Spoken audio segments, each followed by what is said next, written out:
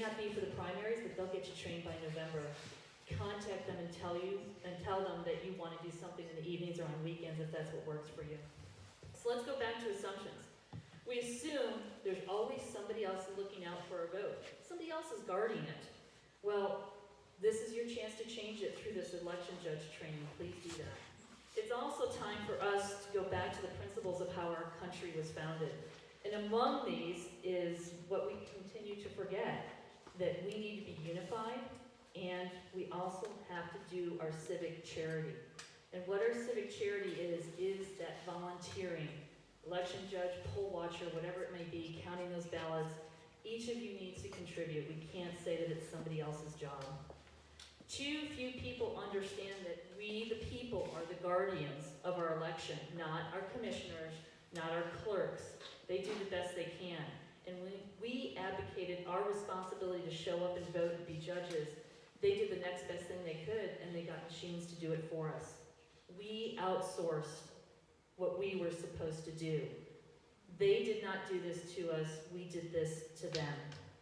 Why are we outsourcing our vote and our freedom?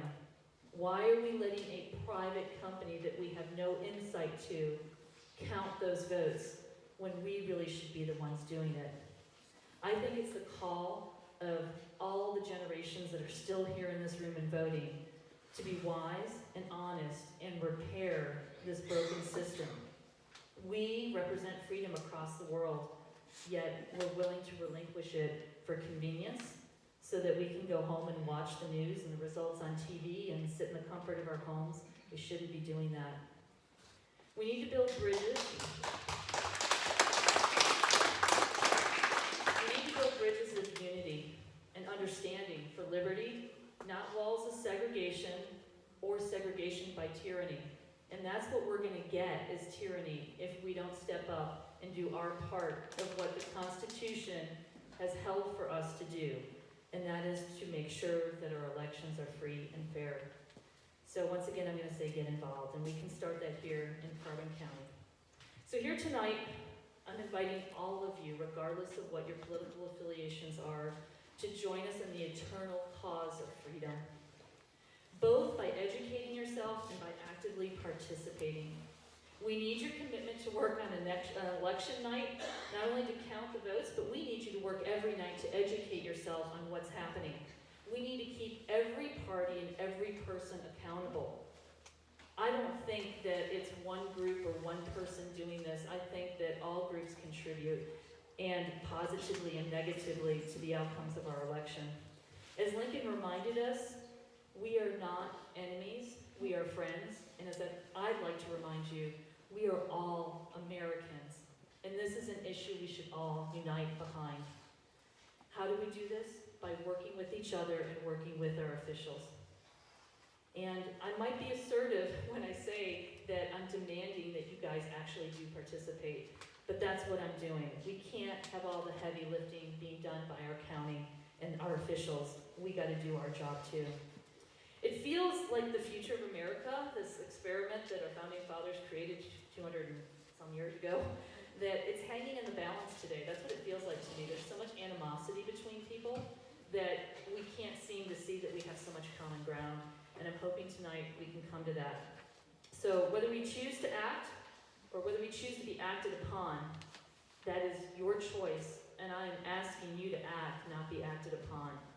I'm asking you to develop new habits, like learn how to count ballots. I'm asking you to take back the responsibilities that we as citizens have and get involved. Lots of polls show that lots of people think that there was fraud. I don't know personally whether there was or not, but I do know personally that I've looked into it, and it's ripe with opportunity for it. Whether it happened in our county or somewhere else, it's not acceptable, and what happens in another county affects our vote, because we get diluted if that's the case. If everything happened correctly in Carbon, but not anywhere else, what difference does little old Carbon make against all the fraud that possibly could have happened somewhere else? For better or worse, technology is here, and it's played a massive role in our elections. For years, computer science and cyber experts have been sounding the alarm that our U.S. election systems, that our infrastructure can't handle the security that's required, that it's not built with it. And And a lot of it has to do with aging systems that some counties use. I'm not speaking specifically to carbon on this, and I know that our elected officials in carbon wanted us to stick to carbon, but you need to know the history and how the rest of the United States affects us too. So I'm just going to say that a lot of places are using outdated technology, and there are risks associated with that. Some of you, but maybe not most of you, know that we have ES and SDS 200 machines. They're tabulators, so we still have paper ballots. The machine actually takes your ballot, and it's got a scanner part to it, and it scans the ballot and tabulates the results for us. And that's all fine and dandy that it does that, but what you need to know is that the DS200 machines that we used at the demo on May 12th were completely compromised with their seals. This is not the exterior case that houses it. This is like the actual physical around the computer itself. The seals were all broken. And on May 12th, there was no explanation for it. We had about 10 or so county officials, and everyone from our election clerk was there, our election administrator was there, some of our county commissioners were there, our deputy county clerk was there, like lots of people from our county were there. And poor Crystal, I felt bad for Crystal, she's our new election administrator, like she hasn't even won one election as an election administrator, and she was on the spot that day, because that's her job. And she didn't know, she didn't have answers. She did the best she could, and she's not a cyber expert, she's not even a regular security person, you know? She's an election administrator, and she has lots of different jobs, lots of different things she does. And I felt bad that she was put on the spot, but the point is that no one in the room even knew the seals were broken. We had 8 citizens there, and out of the 8 citizens, 7 of us, like it's staring us right in the face, this wasn't hidden, the seals aren't hidden, they're right in front of you, but 7 of us didn't even know to look, we didn't see them. Only 1 citizen noticed, and I'm going to say that the reason that 1 citizen noticed is because he had 38 years of computer experience. We happened to have someone in the room that knew about computers. Chip Bennett, who is there at the table doing the AV, he's the one who saw the broken seals.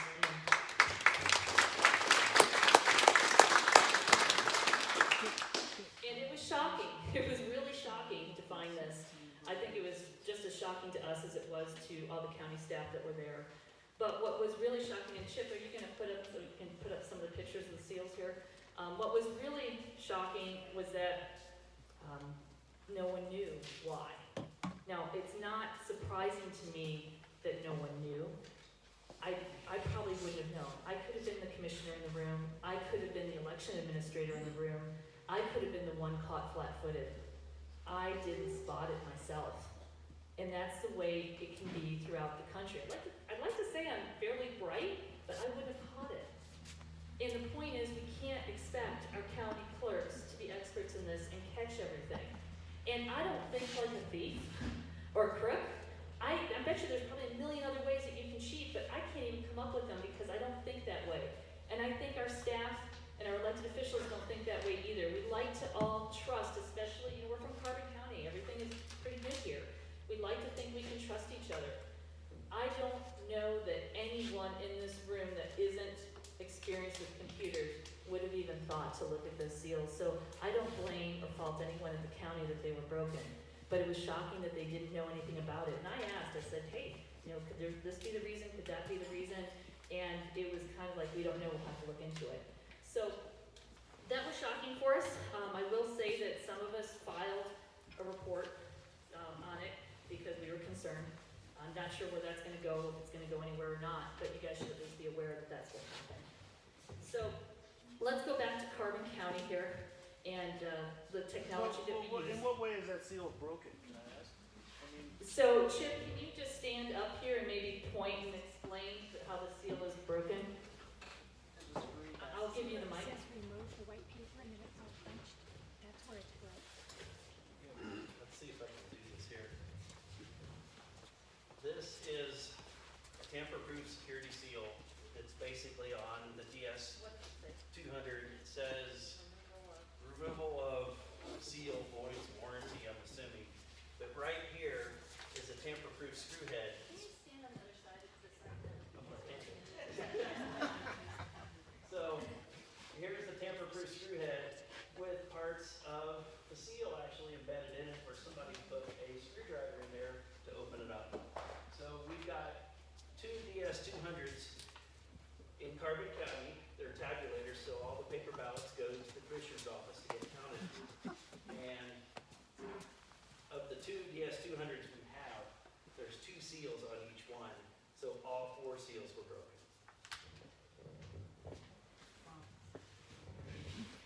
We could go through all the pictures, but I don't think that's relevant right now. The Secretary of State's aware of this. The Crystal notated it and sent the information over to them. I appreciate everything that our county folks have done. What I want to point out, though, is that this technology, it's not simple. It is complicated, and hopefully Mark Cook can explain to us in layman's terms a little bit better how it all works. But you've got databases of registered voters. You've got data files for each ballot. You've got servers, you've got storage, you've got networks. And it can be very confusing how they all interact, and it can be very confusing how you store and secure that information. So imagine how your election administrator and county clerk feels when they don't have computer experience, but it's their job to secure it. I'm sure that it's not an easy thing, and I'm sure they do have a little bit of anxiety over it. But we can't expect, sorry, you have a question? Just quickly, these machines are not connected to the net, right? We don't know. I was told that we don't use the net. I was told these That machines were doesn't mean secure. that I'm right. Yeah. But I was told that by an election worker that they're not connected to it. I'm sure every election worker, yeah, I'm sure every election worker in the country has said that their machines are secure and not connected to the internet. But like our people don't have a protocol for checking seals, and they're not experts on security, a lot of them are just told to say that and maybe don't really know, because none of them are allowed to look inside those machines.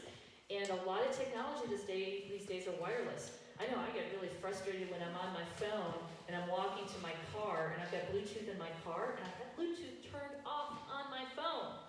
But before I even get to my car, I lose the call because my car automatically turns on Bluetooth and steals my phone call, and I'm not even in the car. So then it's like the call dropped because I can't hear the person any longer, and I have to rush into my car to get in to finish the phone call. And I keep on complaining to my husband, who's the IT guy, and he's like, how do we get this thing to just stay off?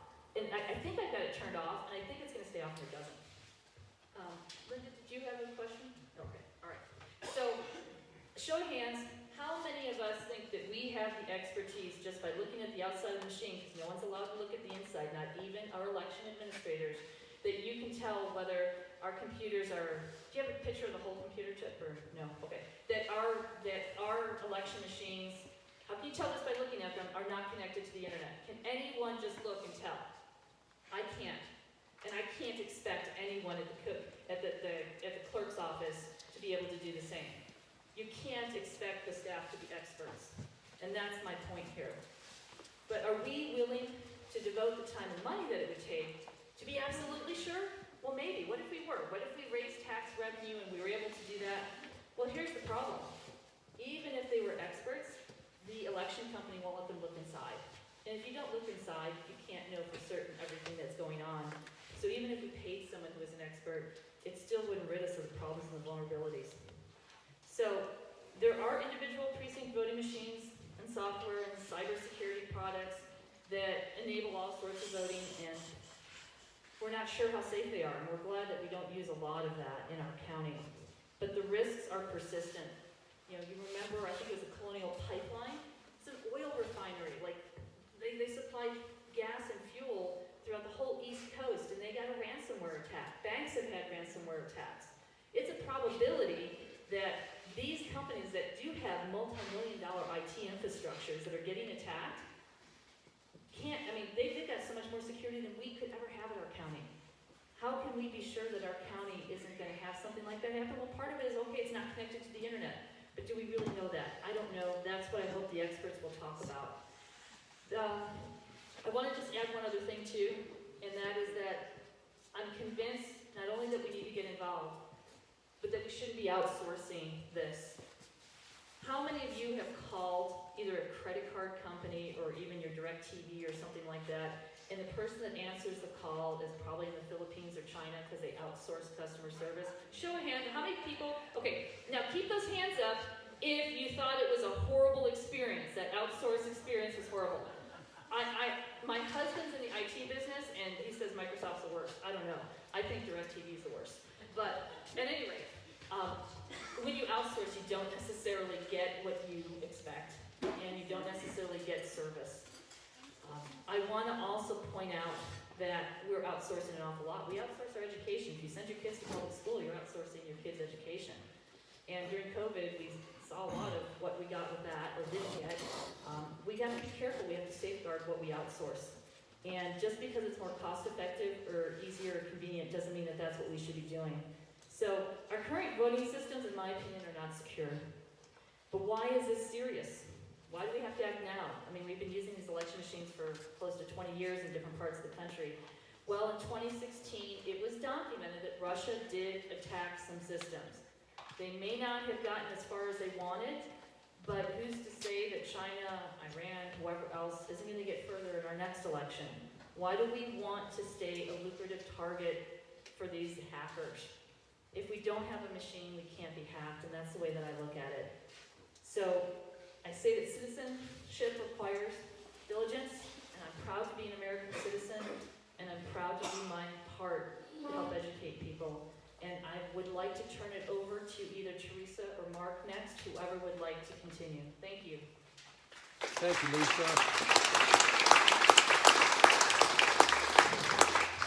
Thanks, Lisa. And thank you all for being here. This is a great crowd. I appreciate your taking the time to make this a priority. You have got some amazing citizens that worked very, very hard and spent a lot of money when they heard that expert Mark Cook was going to be available. I was bringing him to town in Ravalli County, and I was offering him to the rest of Montana if they wanted him, and your county wanted him. And you are in for a treat tonight. He is an incredible expert. He's an incredible speaker. He's got tremendous experience now that he's gathered over a lifetime. He started writing software when he was 10. So, so I myself am a bit of a technical. It was a citizen who encouraged me and 5 other legislators to go to South Dakota to the Lindell Symposium last August. And if she hadn't encouraged me to go, I wouldn't have gone. And I'm so very, very thankful that she did encourage me to go. We spent 3 very long 12-hour days having evidence presented to us by very credible people concerning our elections. And it was pretty overwhelming, quite frankly, because you just can't hardly fathom that happening in our country, in our wonderful United States of America. And so I tend to resist when that happens. I didn't want to be just an automatic, conspiracy theorist, although I get labeled that regularly. And that's okay. But I did come home and I just simply started doing my due diligence, looking at our own statutes. This is one of the code books that we have in Montana. And in this particular book is titles 7 through 14. Title 13 is our election code, and that's in the back of the book. I've got it all tabbed here, and I've spent quite a bit of time reading this book. But what's interesting is that our election code spans 5 other titles in our code. So it's not all confined and nice and neat and tidy in one title called elections. It also, your local government, whether or not it's a general or a charter form of government, plays a role in your elections and who has authority to do what. And if your election clerk is elected, well then she's the top dog in the county and she gets to call the shots. If she's appointed by your county commissioners, then they do. And again, whether or not you have general powers or charter powers, does anybody know if Carbon County is general or charter? Do you know? We're charter, aren't we? Charter. Okay, so that's actually good. That's actually good from the standpoint that you have more control. You have more local that also means that you have to take more responsibility. And I know they're trying to get my little slides up here, but if they don't, Can you hit this real quick for me? can I hit that real quick? Yeah. I can hit anything. Give me a hammer.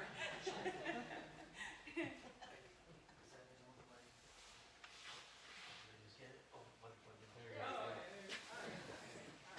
Oh, Oh, technology. there it is. See? It's like, yeah, technology and me do not get along. I'm a professional word trainer by trade. Yeah, I'm a professional word trainer by trade, so I have no special skills that qualified me for the legislature. And when I was recruited to run back in 14, I guess it started in 2009, they started working on me to ask me to run. And I'm like, no, I have no business in the legislature. But they worked on me and they convinced me that they could do it.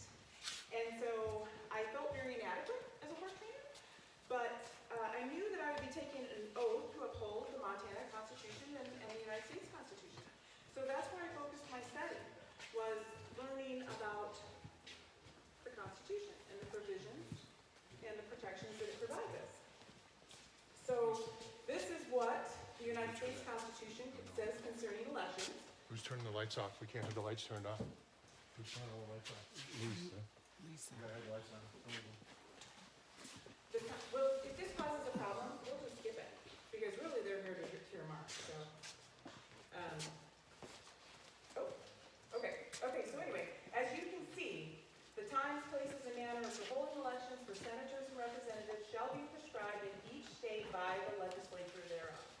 Okay, that's our United States Constitution. The state constitution states, the legislature shall provide by law the requirements for residence, registration, absentee voting, and administration of elections.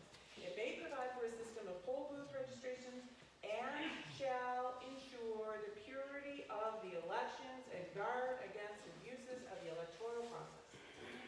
So right there, that makes me responsible for securing our elections. And I take that very, very seriously. And I feel that I owe all of you an apology for not realizing that our elections were so vulnerable. And it was the cyber symposium that opened my eyes and helped me to see just how vulnerable our elections truly are. And again, I know nothing about the technology. And Mark is an expert on that, and he's going to cover that for you. I just want to focus a little bit on the general statutes that I've identified.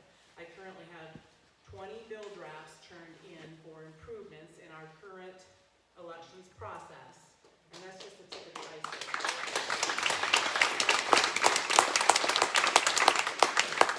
We have some major holes concerning citizenship, and when you consider what's going on at the southern border and the northern border, that's a big problem.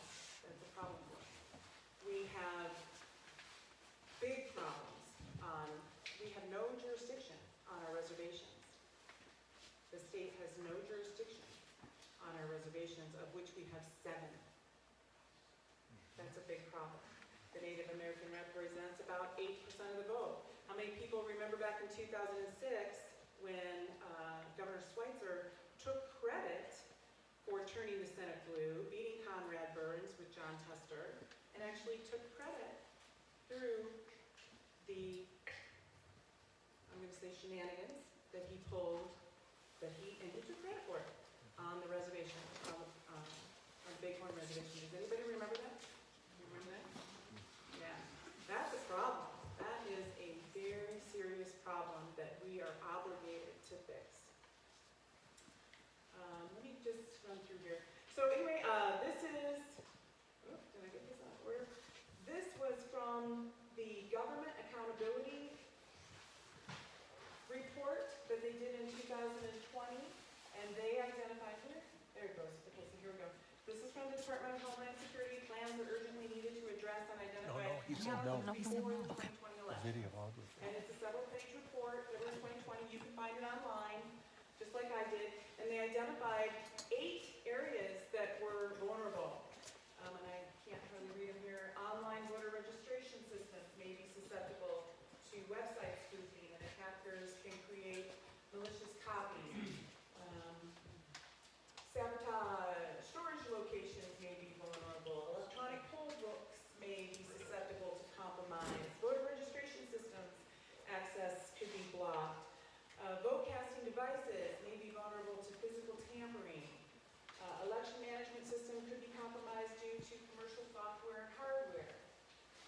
official websites may be susceptible to, blah, blah, blah.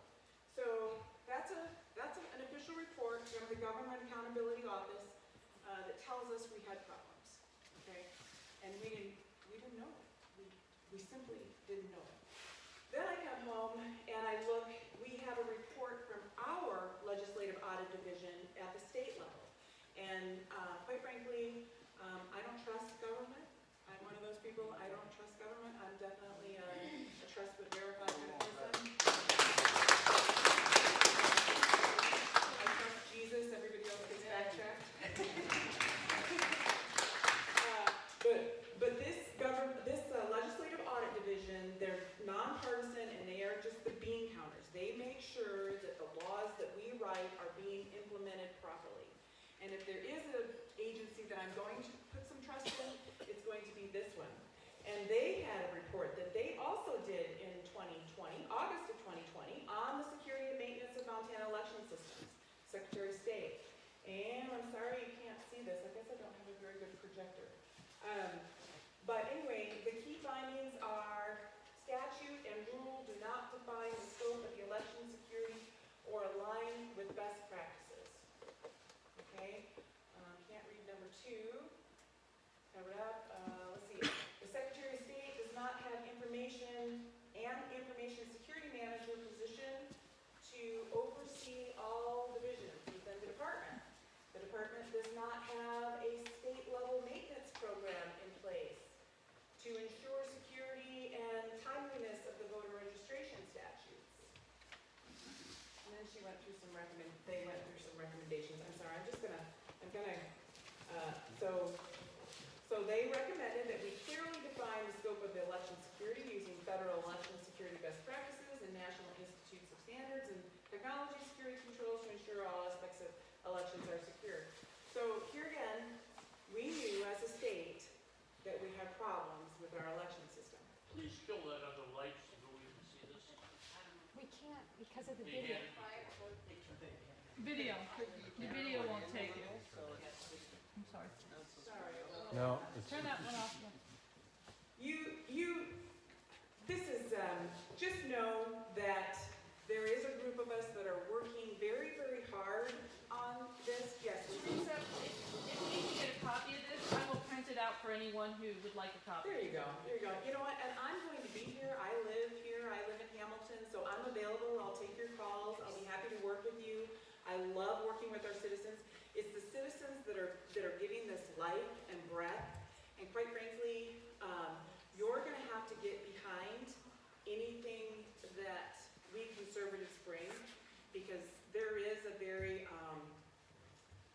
war in the legislature between the conservatives, the Christian constitutional conservatives, and then the liberal side of the Republican Party that typically teams up with the Democrats to either pass or fail. And I hope I'm not just springing that on you. I hope you have some idea of what it is I'm talking about there. But that happens regularly. So the citizens are going to need to be involved and push. This Christian bunch, do they want the government run by Christianity? Is that why it's called that? We are followers of Jesus Christ. We are Christians. So you would like to make the whole state of Montana a Christian state? I didn't say that, did I? No, I'm a Christian. No, I'm a you didn't follower say of that. I Jesus want to make Christ. that clear. I'm just Right. curious. No, I'm a follower of Jesus Christ, but that is where my moral compass comes from. Right. Okay. Thank you. So, and if I wasn't a person of faith, I would not be in politics. I guarantee you that, because this has tested my faith to the greatest extent that it's ever been tested. But I feel like I'm here for a reason, for a calling, and my superpower is that I'm incredibly stubborn, and that I'm going to see this through to a satisfactory conclusion. We need a solid chain of custody that our citizens can trust and count on. It's not hard. It's not rocket science. It's not. And quite frankly, I feel like we were better off before technology, because I don't think we're ever going to be able to stay in front of technology. And for me, the revelation was realizing that a dear friend of mine who used to live in Darby, Montana, moved to Costa Rica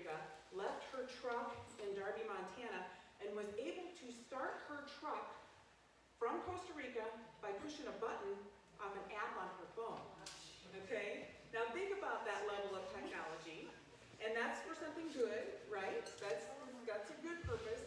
But if an evil genius got in there, do you think they might be able to manipulate that process in there? Yeah, and I'm none the wiser. I don't have that evil genius mind. And like I say, I'm a bit of a technophobe. So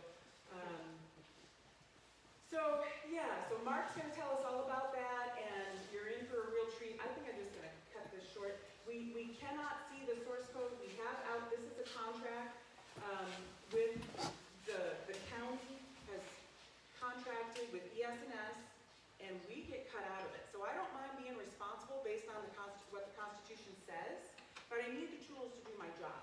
And that's where I'm running into obstacles and roadblocks with my own leadership team. Yes? So Theresa, just to clarify, there's not a state statute, there's not a Secretary of State rule that says we can't look at the machines. It's the actual contract with the machine manufacturer. That is correct. That is correct. We have a state statute that actually says that an auditor needs to be present,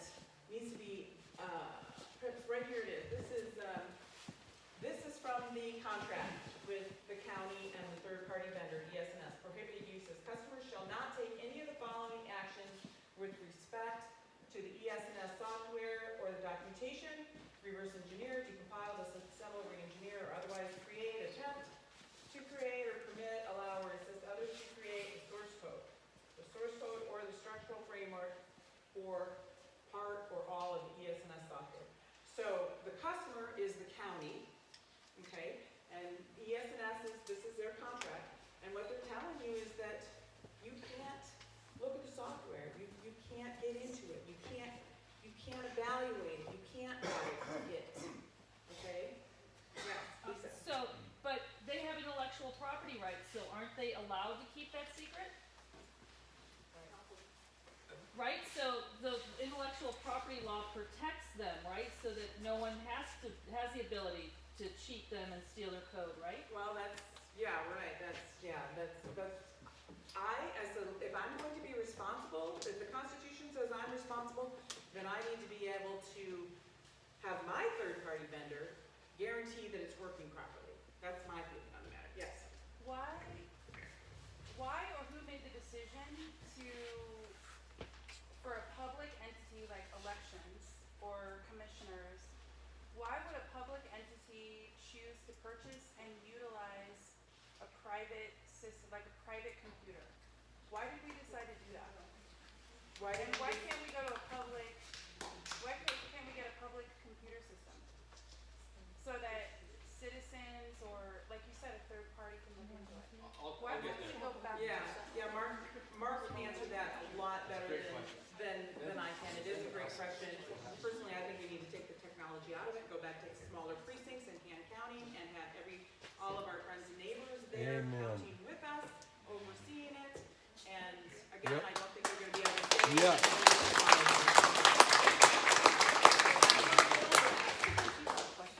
Why would anybody buy a computer that the warranty has been voided? Because those seals have been broken, so you're buying defective equipment already. Why would we continue and buy that? That's a very good question. We actually don't know when the warranty was voided, if it was... Can I just speak to Sure. that? Okay. So on May 12th, we didn't know what happened, but since May 12th, it's been a few days, we were told by Crystal, our election administrator, that the one certified technician that she's aware of that does most of the state, if not the entire state of Montana, and he's certified from ES&S, that's the manufacturer, that one technician came in, by the way, our machines were purchased February of they were delivered February of 2020. So we've had these machines for a little over 2 years. Then in April of 2020, he came in, unbeknownst to the rest of the staff, because they did not know he did this. They knew he was there, but they didn't know what he did. No one saw him do this per the questioning we had on May 12th. That he opened up the machine, broke the seals, and he told our election administrator the reason he did this is the machine needed an altitude adjustment. That we were higher elevation And he told her this just the last week or so, okay? So didn't tell her in 2020. He's been back out several times since for other elections and never mentioned it. Never mentioned that the stickers were broken. And he claims, this is through his conversation with Crystal, that he didn't have replacement stickers. So that's why he couldn't put them back on. And he never notified staff of that. He never told anyone at the county that he was in the machine and that he couldn't put the stickers on. So that's why our county didn't know. So somewhere something fell apart in the process here. And personally, if this is all accurate and true, I'm hoping the investigation the county does determines this. But if it's all true, then I see a gross negligence case here. Dereliction of duty, whatever you want to call it, by that technician. And I personally wouldn't let that technician touch any of our county's machines, let alone ours again. That's my personal opinion. Because for him to have left it like that, unsecured for 2 years and not even notify the county that he did this, is horrible. But on top of that, my husband called ES&S, the company that makes machines, and he got their tech support. And he spoke to a gentleman in their tech support named Jeremy. And forgive me, Chip, if I'm not quoting you correctly, but as best I can, Chip said, my name is Chip, I've got a DS200 machine. Can you tell me how to compensate for altitude on this machine? He wanted to know, how does this work? Because he's had 38 years of computer experience and he's never heard anything as outlandish as that before. And Jeremy's reply was, what does air pressure have to do with this? No. There's no adjustment for this. So that's what's shocking to us. That's why this needs to be investigated. It doesn't make sense. But what really doesn't make sense is that we're still trusting the technician that can't seem to secure a sticker on a machine to continue looking at machines across the state, and we don't know anything about his qualifications. We don't know if he's a citizen, we don't know if he has a background check, we don't know any of his criminal activity, we don't even know how well he's trained. Heck, he could be like the equivalent of your DirecTV install guy as far as I know, because I have no information on him. He may not know his job, I don't know if he does or not. We don't know, because we don't have that information, and I think that's a big flaw in the security of our systems. When we don't even know anything about the one guy who's allowed to touch the machine, and then Crystal, our election administrator, told us that she's not even allowed in the room with him when he opens up the machine, she can't see it either. So he's allowed unfettered access is what I'm told. Now we have to investigate to find out if that's true, but I'm told no one can be in the room with this man. We're trusting one man we don't know with our elections, and I don't think that's right.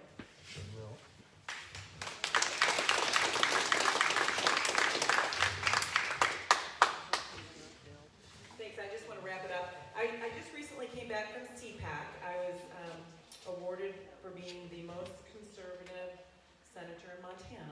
Yay! And I just want you to know that all of these resources that I have in my hand here came from CPAC. Election integrity is on the minds of every state, every part of our country.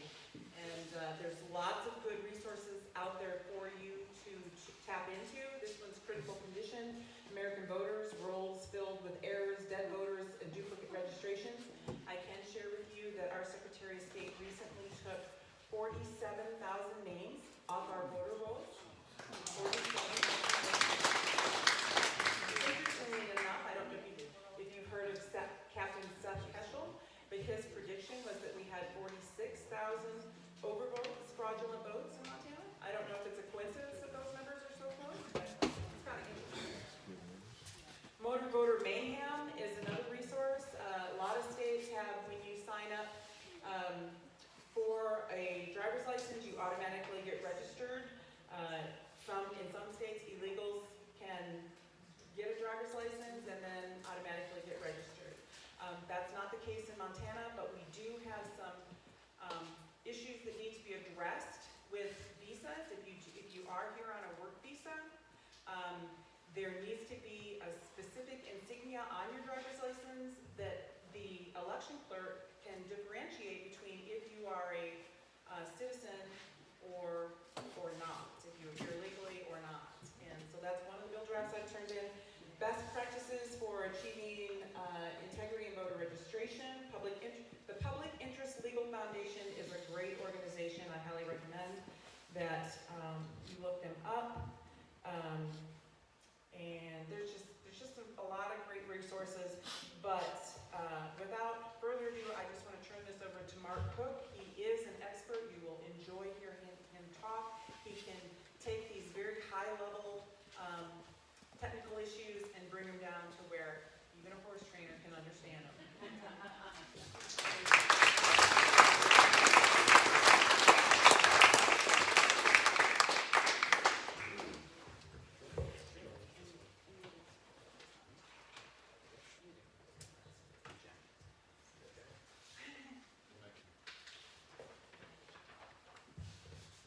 Okay, well, let me get this plugged in real quick.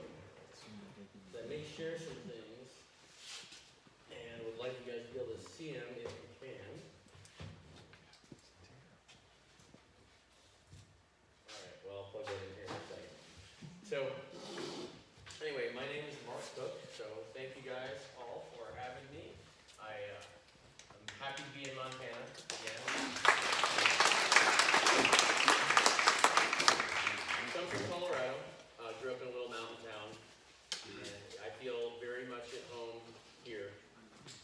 Not much of a city guy, but I want you guys to understand who I am and what I'm doing in all this, because the media seems to spread some very interesting things that are a lot of times not true, and rumors also spread that aren't true. So I want you all to know who I am and what my backstory is. So when I was really young, probably about 10 years old, I was not outside getting in trouble. I was figuring out how to program a little Commodore 64 computer. Little Tandy back in the Radio Shack days, TRS model 100, 102. I was very interested in anything in Radio Shack. And they had a little Tandy computer, little screen, keyboard, and I told my dad, gosh, that is the coolest thing I've ever seen. I would love to have one of those someday. It looks so neat. I could write programs and do things with it. And Dad said, yeah, it's really expensive. Let's go, hop in the car, let's get out of here and go back home. So we go back home, and my dad says, hey, go unload the box out of the back of the car. And I went to the back of the car, and that was the little TRS Model 100 that my dad had bought me in secret. And I was the happiest kid in the world. And my dad probably didn't see me, I think, for another 3 weeks, because I sat and played with that little computer and figured out how to write programs in it. And I was the happiest person ever. So I started playing on that and writing software to do all kinds of little things, little games or anything I could think of. Fast forward, my dad had a bit of a drinking problem, and my parents got separated when I was real young. I think about 12 or 13 they got separated. And I stayed with my mom. My dad decided to continue his drinking problem by himself. And so my mom basically raised me and my little sister. And when they separated, we didn't have any money. My dad was making very good money. We lived in a nice big house. My dad, when he left, all of a sudden we lost our house because my mom didn't have a job, had never worked before. She was a parent taking care and raising the kids. And we ended up losing our house. It got so bad before we lost it that our neighbors would give us firewood so we could heat the one room that had a fireplace. And all the other rooms were the cold rooms, and we got one heated room. And we wrapped heat tape around all the pipes so they didn't freeze. And then we lost the house and homeless for a little bit. And we were on food stamps for a little bit also. And I did not want to be a burden on Mom.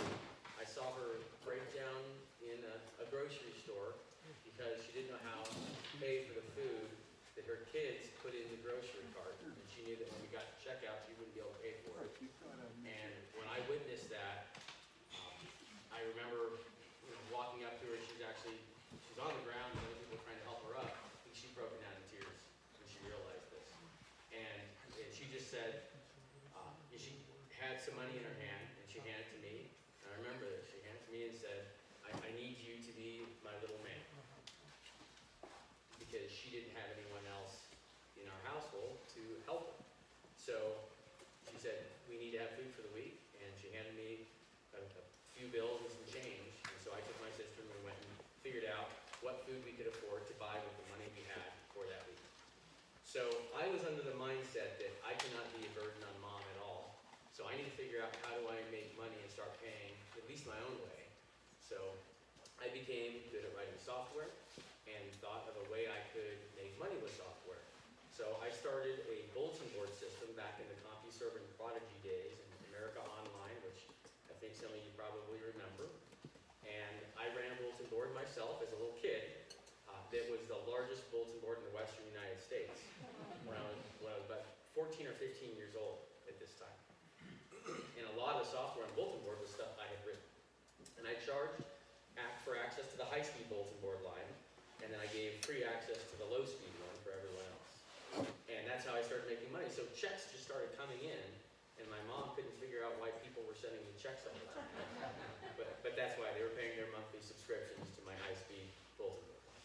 So I've been doing this a really long time, wrote software from the very beginning of at least the basic programming language, not in the Fortran days, and some of you may have coded in that, and I never got to use punch cards, but I was after the punch card revolution is where I was starting to write software, far before the internet. So fast forward a little bit, college shows up, and I decided to go off to college. I went to CU Boulder for my first semester of college, and I gave up doing anything computer. And up to that point, I'd actually built a little bit of a business doing networking and setting computers up and networks up for people around our little tiny mountain town. So real estate agents, I'd set up their computers so they could send out, do mass mailings to people, or build advertisements for houses and do the desktop publishing for them, because no one knew how to use computers back then. But a little kid walks in and can make really good looking stuff show up on the screen. They were all about hiring me for $10 an hour to do that. So that's what I did as a kid. I got to college and thought, okay, I just need to do the college route. That's what I need to focus on because that's the normal thing to do. So I gave up all of my computer stuff at that time. I stopped writing software, and I just tried to focus on college like normal kids. But I realized I was not so much of a normal kid because I did not fit in at this college at all. Everyone else was out drinking and partying, and I just wanted to keep writing software. And then I got access to the internet for the first time. I thought, God, this thing's really cool. Now I can write software that can connect to computers all over and do all kinds of new things. And so I kind of wanted to get back into that. My father had still chosen to drink alcohol rather than be a father. And he ended up passing away in my first semester of college, a few weeks before finals. I never really got to see him beyond that. And I moved back home, just kind of help out at home, get refocused. And a couple of friends had gone to the Colorado School of Mines, which is an engineering school. And they said, hey, you should come to Mines. And I thought, well, if I go back to college, I need to be close to home. And I need to be close to my clients, because being in Boulder was quite a drive to get to all my clients that I had up in the little town of Evergreen. And so I said, all right, well, I'll do college, but I'm going to run my business at the same time, because I can't just give it up. And so I started going to college, engineering school, for mechanical, electrical, and computer science, because I like to learn everything, no matter what. I was the kid that took apart everything in the house. I think I got it all back together pretty well, but I did take it apart for sure. So the internet is really booming now. People are starting to buy domain names. There isn't graphical user interfaces. There is something called Gopher, which is kind of a text-based search engine. And if you're in a college university, you were able to use that software. And then all of a sudden, the graphical browser, Netscape, showed up. And that's when everyone was starting to get their own computers at home. They were able to open up the Netscape browser, and then websites started showing up. There's color on the screen, and then moving pictures, and all that stuff started showing up. And so did viruses right around this time, because now computers are connected to each other. And so now there are evil people out there that say, maybe I could take advantage of people in a new way. Instead of just stealing their car, maybe I could just sit in my comfort of my own house and steal stuff from them. And so people started writing viruses and other malware. And being in the computer business, I was responsible for securing our customers' networks. So their networks are starting to get attacked by these people, and we've got to be in a position to secure them. So I started countering the viruses. At first, there was no antivirus software. The antivirus software, you're looking at it. That's what I had to do, is I had to go into these computers after they'd been infected with the virus, figure out they'd been infected, how they got infected, where the virus was, and then I had to yank the virus out all by hand. And I'm talking about going into the deep down insides of the computer and opening up registries and different files and picking zeros and ones out to pull that virus out of the computer. Because there was no software to do it for you automatically. And then all of a sudden the software showed up and it started giving us some automated tools to hunt for the viruses and also remove viruses. And did it get everything? No, because a new virus comes out and it takes a little while before the tool actually is able to detect it because it hasn't seen it yet. So it's a constant cat and mouse game with all that. And then people started breaking into networks. It wasn't just viruses. They would come into your computer over the internet, or they'd send you a phishing email that looks like your bank email, right? But it's not an email from your bank. But you click on it because it says it's your bank. And then it takes you to a login screen that looks just like your bank's login screen. You put in your username and your password, and it doesn't log you in. Or sometimes it does log you in, and you think everything's fine. And then all of a sudden you get a call from your bank saying, your account balance is zero. Your checks are bouncing. And I'd have this happen to my clients sometimes. They'd call me up, or people they knew, and say, yeah, I don't know what happened. I did some banking on my computer, but now I can't access my account, or my account balance is zero. Can you figure out what happened? And we look back and look at their emails and find out, oh, see it. The email here says it's your bank. It's not actually your bank. We can look at the program in the back end of the email and see it takes you to a different site that looks like your bank, but it's not. So this is how I spent a lot of my early IT career, was just dealing with the aftermath that these criminals were committing on good people that didn't even know any better. You didn't even know what you didn't know, and that was the biggest problem. And they're still doing it to this day. How many have had their computer infected in the past couple of years? Raise your hand. That's incredible, right? With all the security we have on computers now, built-in security in the operating system, they're still getting hacked to this day. But don't feel bad, because the Department of Defense just had their computers broken into. Okay? Homeland Security had their computers broken into. The Pentagon got their computers broken into. The pipeline, we know that got broken into. Facebook's been hacked. Google's been hacked. Your bank has been hacked. I think almost every computer system that exists has been hacked. And it's still being hacked to this day. And did everyone hear about the SolarWinds hack back in 2018? It was a pretty big deal. And here's why it was a big deal. Because SolarWinds is a security company. They are supposed to secure your network and monitor your network. So companies hire or purchase SolarWinds products to protect their networks. And there's nothing wrong with that. But they do kind of outsource the security a little bit to this other company. I'm not real comfortable with outsourcing security. But when you buy a product that its sole focus is security and monitoring, you think you're getting a product that secures your network and monitors it. And it did for companies all over the world and governments all over the world. Here's how this hack happened. It was actually kind of brilliant. And these are the things that you don't think about. But bad guys do think about this. So some bad guys thought, you know, instead of trying to hack all those governments and all those businesses, which would be really hard, because they're all spread out everywhere, instead of attacking all them, what if we just attack one company?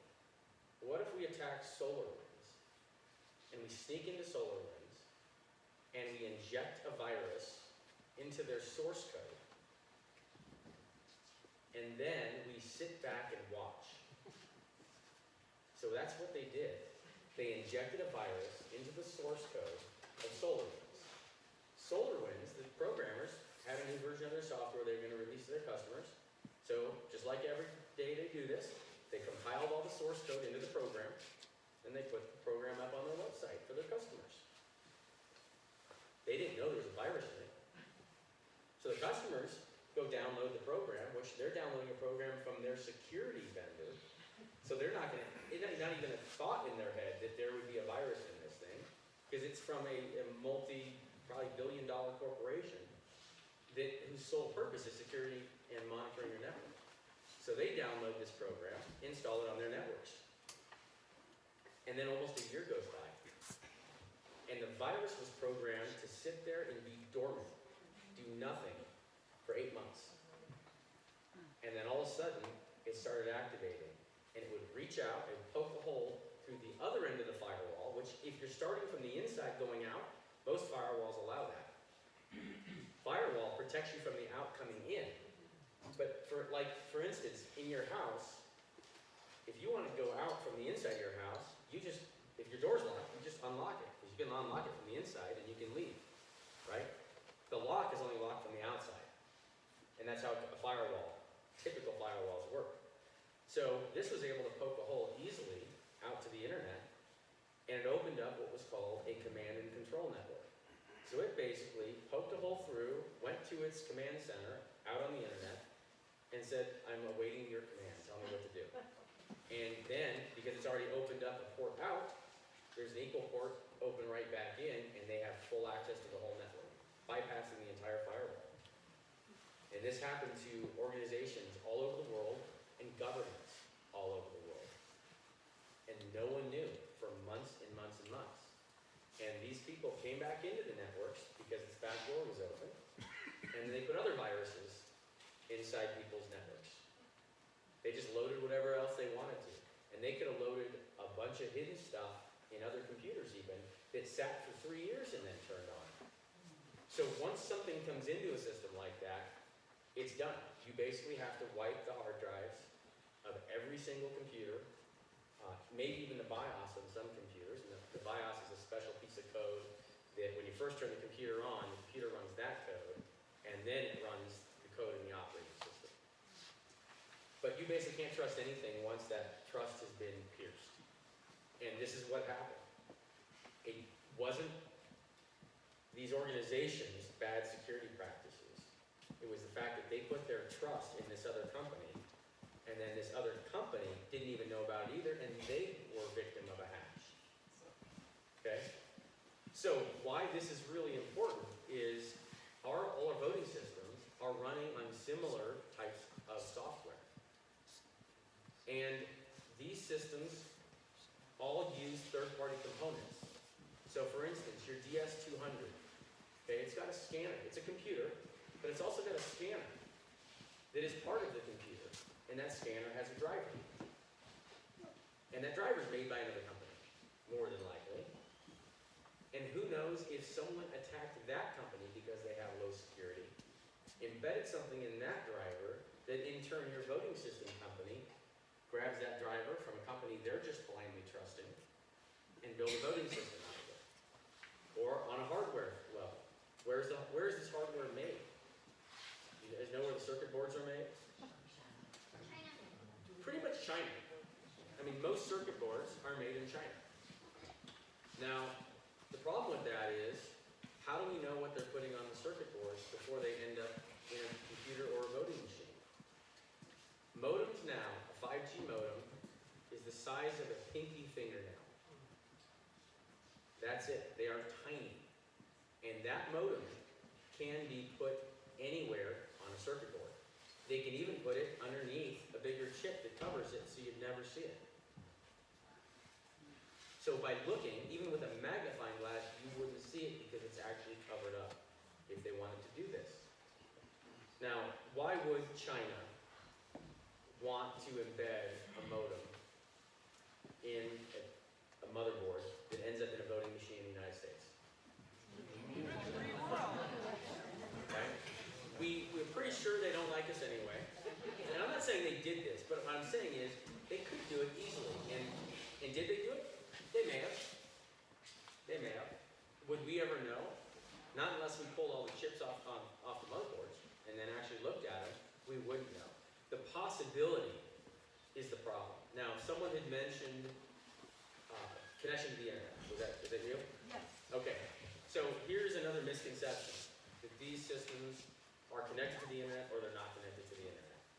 It doesn't matter if they're connected to the internet, and I'm going to explain why. Okay? Because I think there are people that like to confuse others with terminology. And I'm going to give you the guts of this. Okay? The issue with something being connected to the internet is that someone else would have control of something that they shouldn't have control of, right? That's the whole concern that we have. Could someone else control our voting machines? Could Did someone else access the voting machines? Well, they don't have to be on the internet to do it. They just have to be able to connect to it. And it could be on any network, not just the internet. They could connect to it via Bluetooth from a parking lot. They could connect to it via an Ethernet cable plugged into it that goes somewhere else. Yes? Because there's a computer inside the tabulator? Yes. Thank you. Yes. I'm just curious. Yeah, inside the tabulator is actually a computer. You turn it on, it actually has to boot up like an operating system. Huh. And the DS200s run a Linux-based operating system. It's a Unix-based operating system from back in the day. It's still a great operating system. I think it's more secure than, I would say, a Microsoft operating system. Sorry, Bill Gates. But I prefer Linux. Macs, OS X, like Macintosh, Apple computers, they all run a Linux-based operating system too, a Unix-based operating system with a pretty front end on it. But actually, Unix runs in the background. And you can get to it if you click a little magnifying glass and then type in the word terminal and click on terminal, it'll take you to the back end of the operating system on your Mac. And I appreciate that part of Apple using a system like that because I think it is more secure than a Microsoft system. So here's the concern that I had. When I saw that there was talk of modems in tabulators, in the DS200s, 450s, 850s, etc., I thought, okay, why on earth would those have modems in them? And how could someone get into one of those modems? Well, if the modem just booted up and put the thing on the internet, that would be the most obviously insecure thing ever, is to have your voting machine turn up on the internet.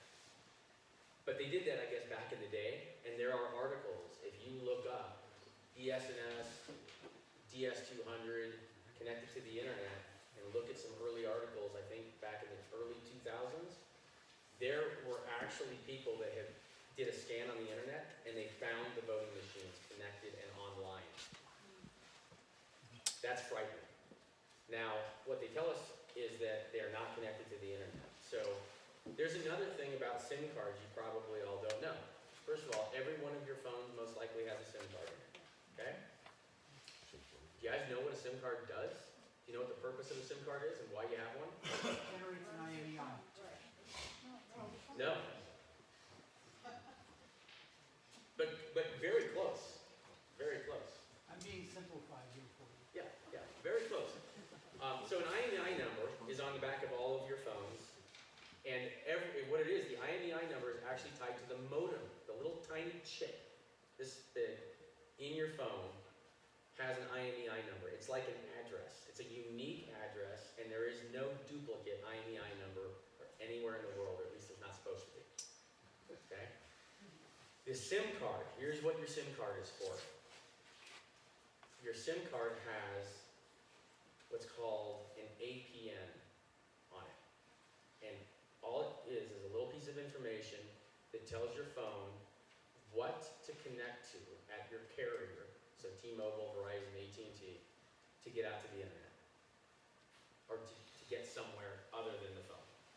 Okay? So there's a generic internet APN that every carrier has. Verizon has one, T-Mobile has one, Singular has one, AT&T has one. So when you have an AT&T SIM card and you put it in your phone, you turn your phone on, that goes out and registers on the network and it looks at the SIM card to find out what APN to connect to, and it connects to the internet APN, and then boom, that's what gives you internet access.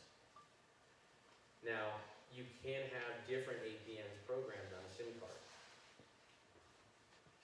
Are you all familiar with GPS trackers? Right? You can get them now probably everywhere. You buy them to track your kid's car, right? They've got a SIM card in them. And they work with a particular carrier. And the manufacturer of these GPS trackers, what they do is they purchase an APN from your cell phone, from the cell phone carrier that they're tied to. So they'll call Verizon and they'll say, I'd like to buy an APN for my company to use. And then they package those SIM cards with their GPS trackers that work, and let's call it company ABC company, okay? These APNs connect to ABC company's network, a private network on the cellular network. So they then sell the SIM cards as part of the GPS tracker. You plug the thing in. When it turns on and gets online on the cellular network, it doesn't go out to the internet. It goes to this private APN, which is a dedicated network on the cellular provider. And then if your neighbor has one also, same manufacturer, and they connect theirs to the car, it also connects to that APN. So all the GPS devices connect to this private APN, which is a dedicated network at the carrier where all their GPS devices are connected to. Now they all have to connect to a server somewhere, so it shows up on your phone on the map of where everything is. And that server at ABC company is also connected to that APN. None of this is on the internet though. It's all a dedicated private network that the cellular company provides. So that is how the modems in the DS200s work. And 450s, et cetera. Yes? Are the DS200s in our voting machines that we have in Montana? Well, the DS200 is a model voting machine. It's a model of tabulator from a voting system vendor, ES&S. And I believe you do have DS200s. Yeah. Now, whether or not they have a modem in them, we Okay, don't know so yet. all this talk about modem, we don't have the machines with modems. We're told we don't have. You're told you don't have them, and your But we shouldn't officials believe may be that? told also the same thing. Let me see, I got the phone somewhere. Let's see if, Well, Mark's doing that. Some states allow for modems. But Montana does not. Let me finish. Some states allow for modems. So the ES&S DS200s, some come with them, some don't. But whether they come with them or not, it's still the same model number, DS200. It's not like they changed the model number because it has or doesn't have a modem in it.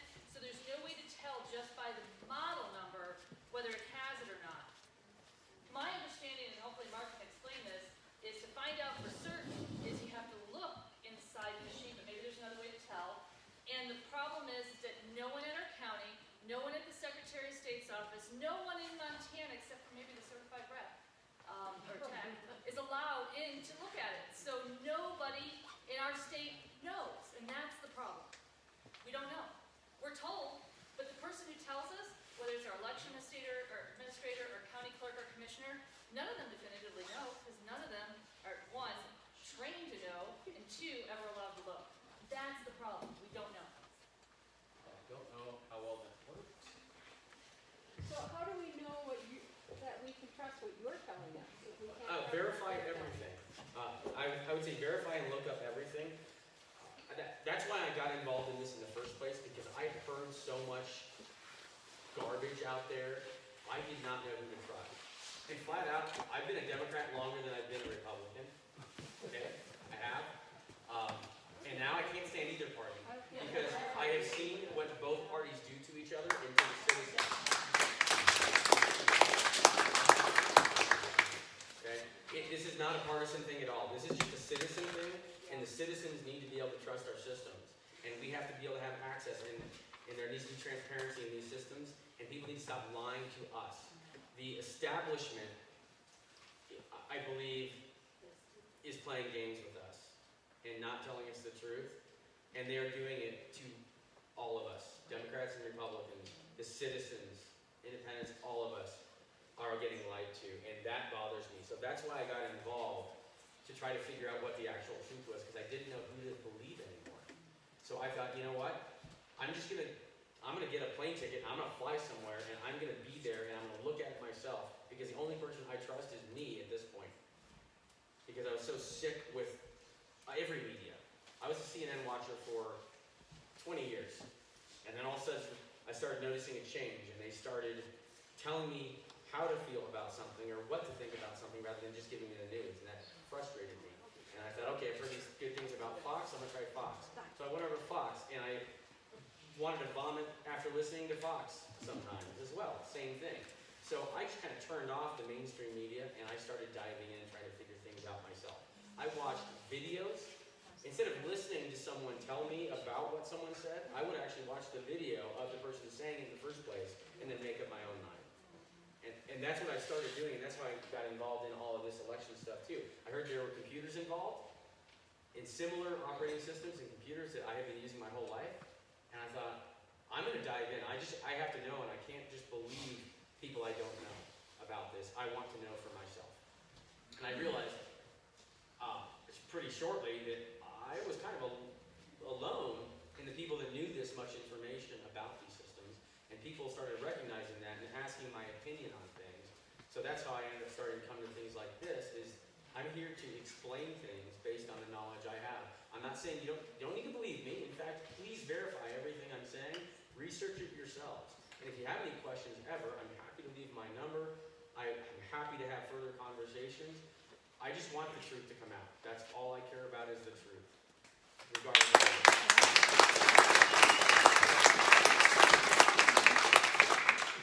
So this is North Carolina, and I hope the article's actually up, and you may have to actually search for it if it's not. But here's what happened in North Carolina as an example, because I went there a couple weeks ago, and these people shocked me. They said, we were told there are no modems in our DS200s. Okay? And then they said, a whole bunch of people showed up and started removing modems from the DS200s. The same DS200s they said there weren't modems in. So the officials were lied to. Now, I'm curious, who started the lie? Where did the lie come from? Another interesting thing about the modems. So the DS200s apparently are certified for use. However, when you put a modem on it, it's no longer certified for use in our elections. Okay? Federal, I believe, possibly state too. Look at the laws. Now here's what ES&S did, which is kind of disgusting. In their advertising, they advertised the DS200 as being certified, and then they had some options you could add on to it. And a modem was one of the options. But they didn't tell people if you added the modem, it decertified your system. They didn't tell anyone that.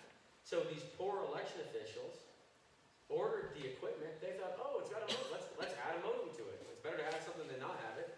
So they added it, and then they conducted elections with it. The citizens certainly had no idea, but they actually conducted an election on machines that weren't technically certified. Yeah. So, but the modem isn't, so let me see if I understand this right, because I know we're questioning the modem, which would be an obvious problem, because somebody could get into it. However, what you said earlier, I think, is that the modem, even without a modem, if it's on some kind of system, somebody can still get into it. Possibly. Yeah. And there are so many different ways to get into systems. If you didn't have a modem makes it easy, obviously. If a modem gets it out to the internet, you've got almost a straight shot in if you can get past the firewall if it has one. If it's not on the internet and it's on an APN, well, how you would do it is you take the SIM card out of another, let's say DS200 or any other pieces of equipment on the same APN. You grab the information off the SIM card, put it back, and then you could take that information, put it on another SIM card, like on your phone, or on a computer with another modem, and you could jump right onto that same network and have access to all of those devices. And people don't know about it. Yes? Is there any way to tell who had a modem in the 2020 election? And if they did, wouldn't that decertify every county that did? You know, what should happen and what would happen, I can't talk about. I don't know. I think it certainly is super fishy. And if right is right, then if we ended up using equipment that wasn't even certified for use, that's a scary place to be. But I think there were a lot of places that ended up using uncertified equipment. And I think it's been happening far longer than just 2020. I think it's been going on for a while, and we don't know about it. The citizens don't know, and a lot of times I'm finding election officials have no idea either. They don't know this. They barely know more than we do about computers. Yes? So how many people do you think ought to be permitted to examine our equipment? Well, I don't think there should be a limit. What's too many and what's too few, and aren't you actually increasing the risk of compromising the equipment the more people you send in to examine, to certify, or however? I don't think we're increasing the risk much because I don't think we realize how high the risk already is. If there are bad actors out there that would want to affect the elections in the United States, which I would think would be the #1 target in the world to be able to manipulate our elections, because if they can manipulate our elections, they can manipulate our entire country, and then they have the power of the United States that they get to wield against everyone in the world. So, huge high value target. The bad guys, we know there's bad guys out there, right? We know there are criminals out there. We know there are people that don't like freedom, may not like the United States, may just want to use the United States as a tool. Regardless, we know there's bad guys out there that will take advantage of anything they can take advantage of. These systems are used all over the world. These systems are not just used in the United States. And we can't control, certainly, who has access to system. Let's say someone buys a system in Australia. I don't know if they use it in Australia, but some other country. Let's say there's a DS200 sitting there. We're not watching that. So all it would take is anyone there looking at one of those systems, and they would know what's running on the systems here in this country. So I think we are foolish to assume that the bad guys don't already know everything about these systems. In fact, if I was a bad guy, I would probably send someone over in the United States or Venezuela, wherever ES&S is. I'd probably have them apply for a job there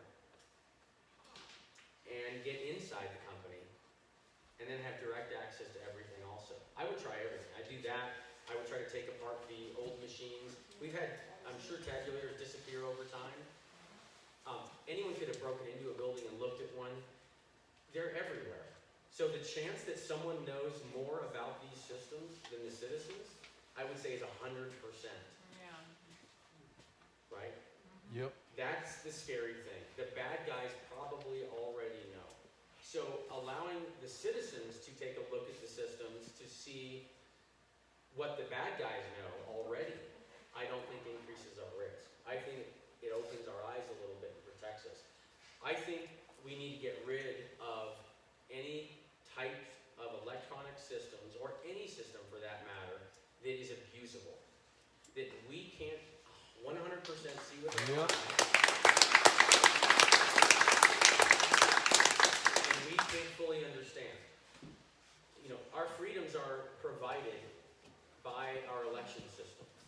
And if our election system does not function and it's able to be abused, then so are our freedoms. That's right. So, because they are such high risk, how could we ever use an election system? Now, I'm talking about not just the voting system, I'm talking about the entire election system. How could we trust an election system that we don't understand? Does anyone in this room understand how our election system works from start to finish? Can anyone give me maybe the 4 main components or a couple of the main components of the election system? Does anyone want to take a shot? And you guys are voting? Magic? Does it work on magic? Yeah. Hope? It's hope, right? So you got a machine that theoretically doesn't have a modem. It's got a computer source code in it, which its function is to tabulate the votes and then spit out essentially a summary of those votes. That's what it's supposed to do, yes. Right. But if it does have a hidden modem, it's possible to use that modem as the back door to override the existing software program. Yep. And tabulate the votes in a way that's different than It is, the votes yeah. actually occurred. That's one of the ways. Now, I yeah. was told at a election thing that the state of Montana audits one county and actually physically counts the votes in that county and compares them to the tabulation that came out of the machines in that county. Now, I'm not so sure. 2 races, right? Two precincts per county. 2 precincts per 2 county. precincts 2 precincts per county, and and how many races in each precinct? Is it the whole thing, or just No, just the high end. Just the top, right? Not the down ballot, right? Or not the the down governor, ballot, right. Okay. So every county does have a physical tabulation at some point that is a cross-check to the tabulation that was, came out of the computer at the time of the election? Yeah, and so they say, and that's called a risk limiting audit in a lot of places. And the only risk that it limits is the risk of fraud being caught. Because here's why. Here's how I would take advantage of that. What I would do is I would tell people it's random, and then I would manipulate a couple of the other races or other precincts, and I would tell them to check the precincts I didn't touch. And people might just assume it's random because I tell them it's random. Now, I'm not accusing anyone of lying. Here's another way I could do it. If, let's say it is actually random, I might only change one precinct out of, what do you got, 16 here? 13? Somewhere in there? I change one, and then I would hope that when they roll the die, that it wouldn't catch the one that I manipulated. So here's my fear on that. Now, on the one that's checked, I guarantee if they hand count those races on that one precinct or two precincts, and they're right, then I will give the thumbs up to that voting system, the tabulation system. It tabulated them properly. If we checked it, it tabulated properly. I don't know if the others did though. And I'm not going to assume that just because we check this little bit here, that the rest of it's fine. Especially when, what is at risk here? Our freedoms are at risk here, right? The leader of the free world, the people that teach our children. That's equivalent of, let's say you're at an airport, and they are supposed to check every engine of every airplane, and they say, you know what, that's really costly, it takes a lot of time. We're just gonna check 2 of the engines on 2 of the planes. Are you gonna get in the other plane that hasn't been checked? And they tell you, well, don't worry, we checked these others and these others were fine. So yours is probably fine too. I mean, you're risking your life, you're probably not gonna do it. Well, what are we risking in our votes? We're risking the same things. And the thing is, there's an easy solution for this. It's not that costly. Anyway, there's some questions. There's one. How long has it been exactly since the computers have been doing this stuff? Here's the thing. The computers, I think, probably about 20 years, but it's not just the computers. There's been cheating in elections since the beginning of elections. Far before computers existed. Right, but this stuff here is like... This is like supercharged cheating, right? We can't even get in. I mean, I can't. Right. So I'm thinking if we go back, I mean, I think it's easier I think to we can fix go that forward in a different way. No one likes to go backwards. But I think we can look at what's worked, and we can use what's worked to build a new system that's better. Okay? The Amish are looking pretty darn good. I like the Amish now too. It scared the heck out of me. I never thought there was a problem with our election systems. I figured when you vote, there wasn't even a question in my mind that your vote wouldn't count. I figured, well, of course, it's an election system. Clearly, it does exactly what it's supposed to do. I never thought that maybe it doesn't. And it never crossed my mind that maybe someone would want it to work differently. Because I don't think like that, yeah. How do we go forward without going backwards? I'll get there. Okay, yeah.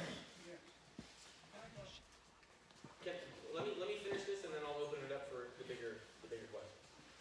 Okay, so all right, lost my track here. The election systems as a whole, the components of them. So I want you guys to understand the makeup of them. They're really simple, but these voters don't understand any of the makeup of them. So here you're going to get a big lesson. You're going to have a huge understanding in a very short period of time. There's a voter registration database at the very top. This voter registration database is a database of all the people that have registered to vote. Okay? Everyone that's registered to vote here should be on a voter registration database. Okay? There's a lot of other stuff on the voter registration databases as well, as we're finding out. I think you guys had an extra 47,000 entries in your voter registration database that were in the state, not the county, in the state, that were removed recently. That they were mistaken. They shouldn't have been in there, and they had to be cleaned out. Unfortunately, those 47,000 still existed during some elections, which means those 47,000 people that shouldn't have been in that database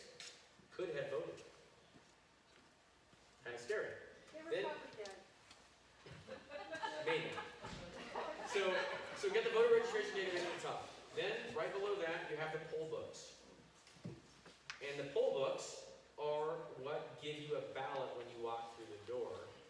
Your name is checked in the poll book to see if you're a registered voter. Now, you guys have something different here, so I'll get to that. All right, and then if the computer says you're good, you get a ballot that tells you what ballot you get.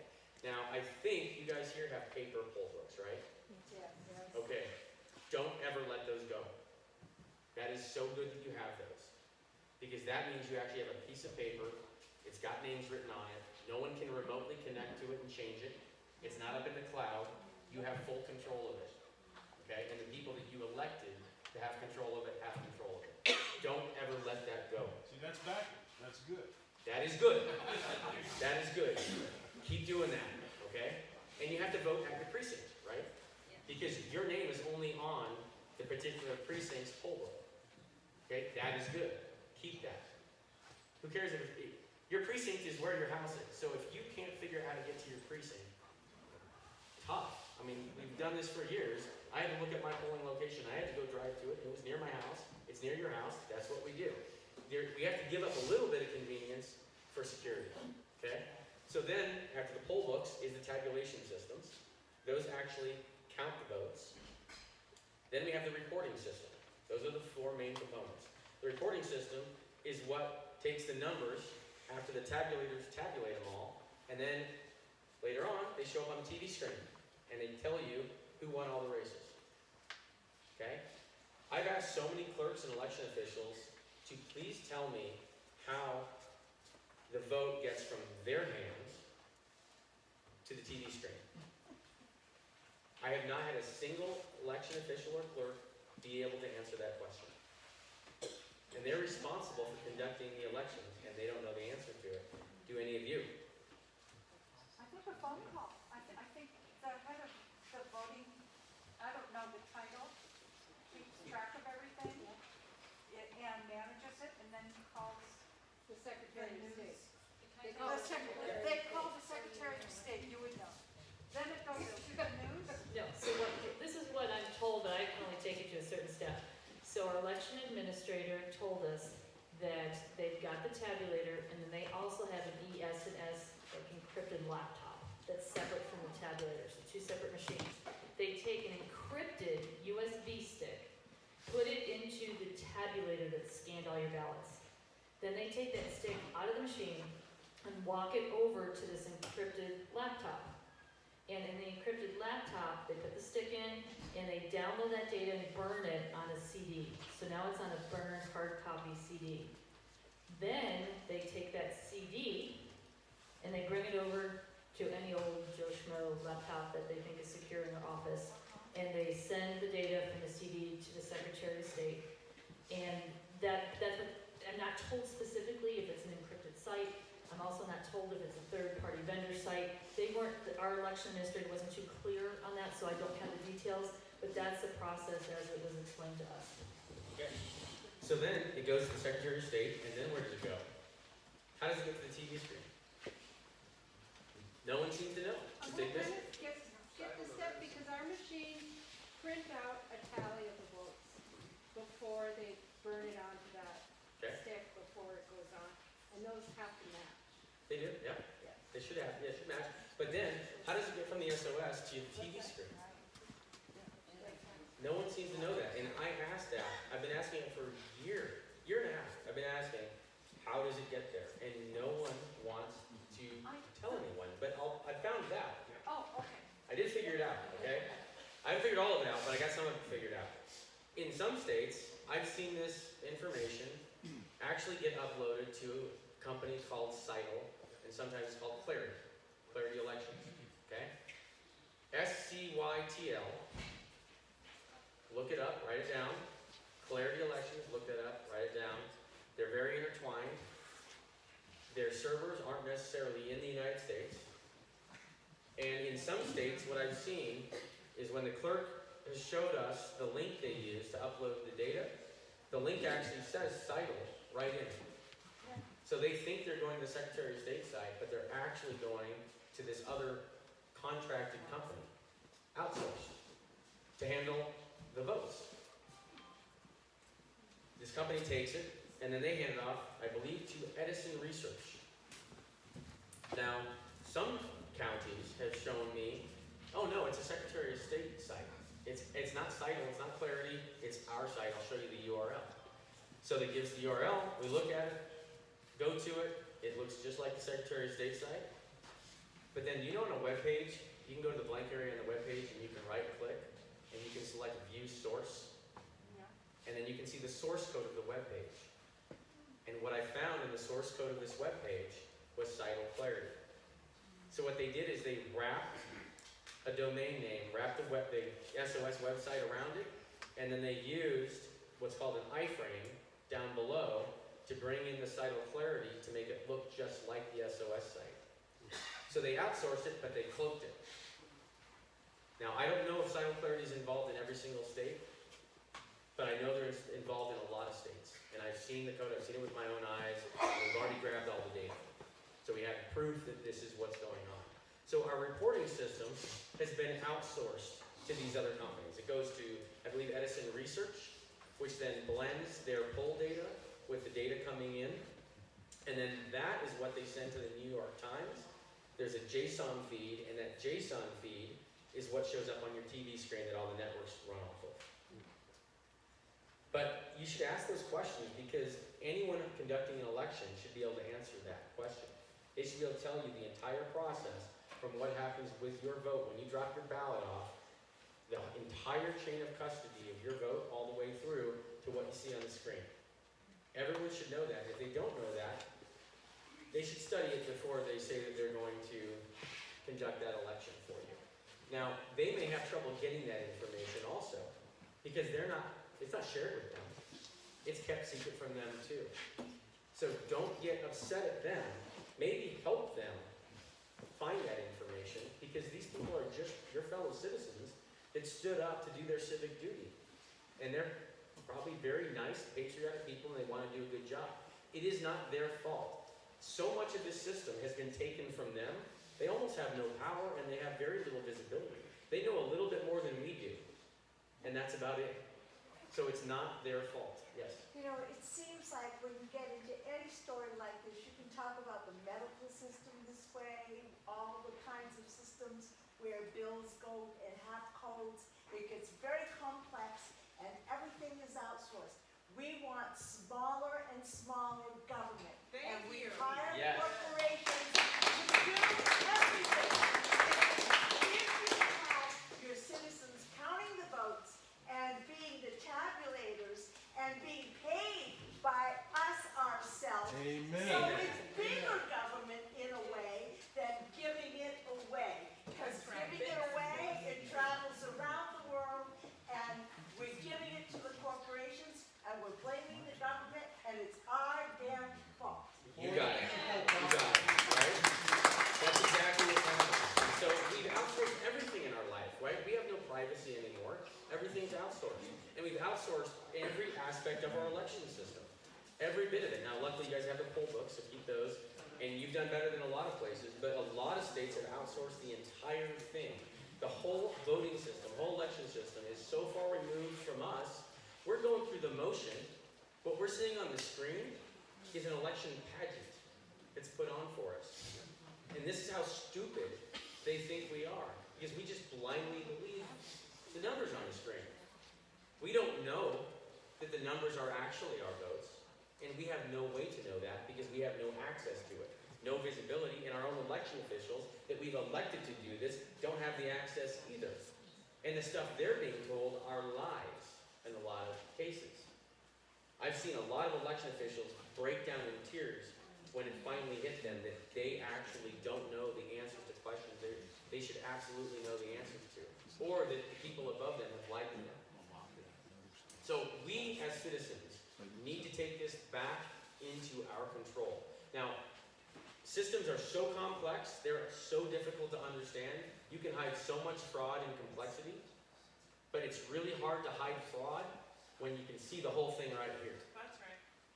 You can't hide it when you can see it. If we can't see any part of our election system, how do we know there's no fraud? I don't care if there is or not at this point, even though there's contention. I have seen it though with my own eyes, so I do actually know there is. But I know a lot of people have not seen the same things I have. I'm happy to share everything I've seen, but it would take a lot longer than the time we have here. But if anyone wants to contact me, and you have a little bit of an IT background or database background, and you are curious, I will take the time. You will have to do it, maybe remotely over Zoom or something more secure than Zoom. And I will walk you through and show you the stuff that myself and my forensic team has found that will make your jaw drop. In fact, when we showed an election official the data in her own database of an election she conducted, she broke down in tears. Was that in Montana? No. But I haven't seen the data in Montana yet. But if anyone wants us to evaluate that data to see if it looks organic or inorganic, looks like it was manipulated, I'm happy to do it. I think the citizens deserve to be able to see that. And I think the election officials should be able to see it also. I would love to see a tool developed where the election officials could take that database from their voting systems, upload it to this tool, and it would analyze it for them to show them if it followed looks like a normal election in the data, or if it looks like it's been manipulated. That's a tool that could be created if we had the resources to put it together. And I think that would really help election officials have a better idea of what's going on in their county. Yeah. Question mark, what data are you talking about? Anytime, all kinds of data. So, all Databases. the counties that I'm aware of in Montana, when, The CVR records. yes, those were erased. CVRs I don't think were they erased, the CVRs? Yes. Where'd When you- they updated the machine for the municipal election in most counties, they erased the data from the machine. Did they erase the data or did they erase the CVR? They erased the whole CBR. That's a Because problem. we've requested them and been told that they were coming. Okay. If you have nothing to hide, then you shouldn't be deleting things, and you shouldn't be telling people they can't have access I to can't it. speak for every county, but I know that's true in Cascade. That's crazy. That's absolutely insane. Here's what a CVR is. You guys know what it is. It stands for Cast Vote Record. And what it is, it's a like an Excel file almost, and it lists every ballot and every choice on that ballot. So it basically lists everything that the tabulator tabulated from the paper. It does not list the voter. There's no voter identifiable information. You can't tell whose information it is. It's just a full list of everything that was tabulated. And that is what we are able to get from a lot of counties now. Luckily, election officials know how to export it, and they've been giving it to us and other people, and it's being evaluated, and the information, and if you look at the patterns, they're completely impossible patterns. They don't match normal elections.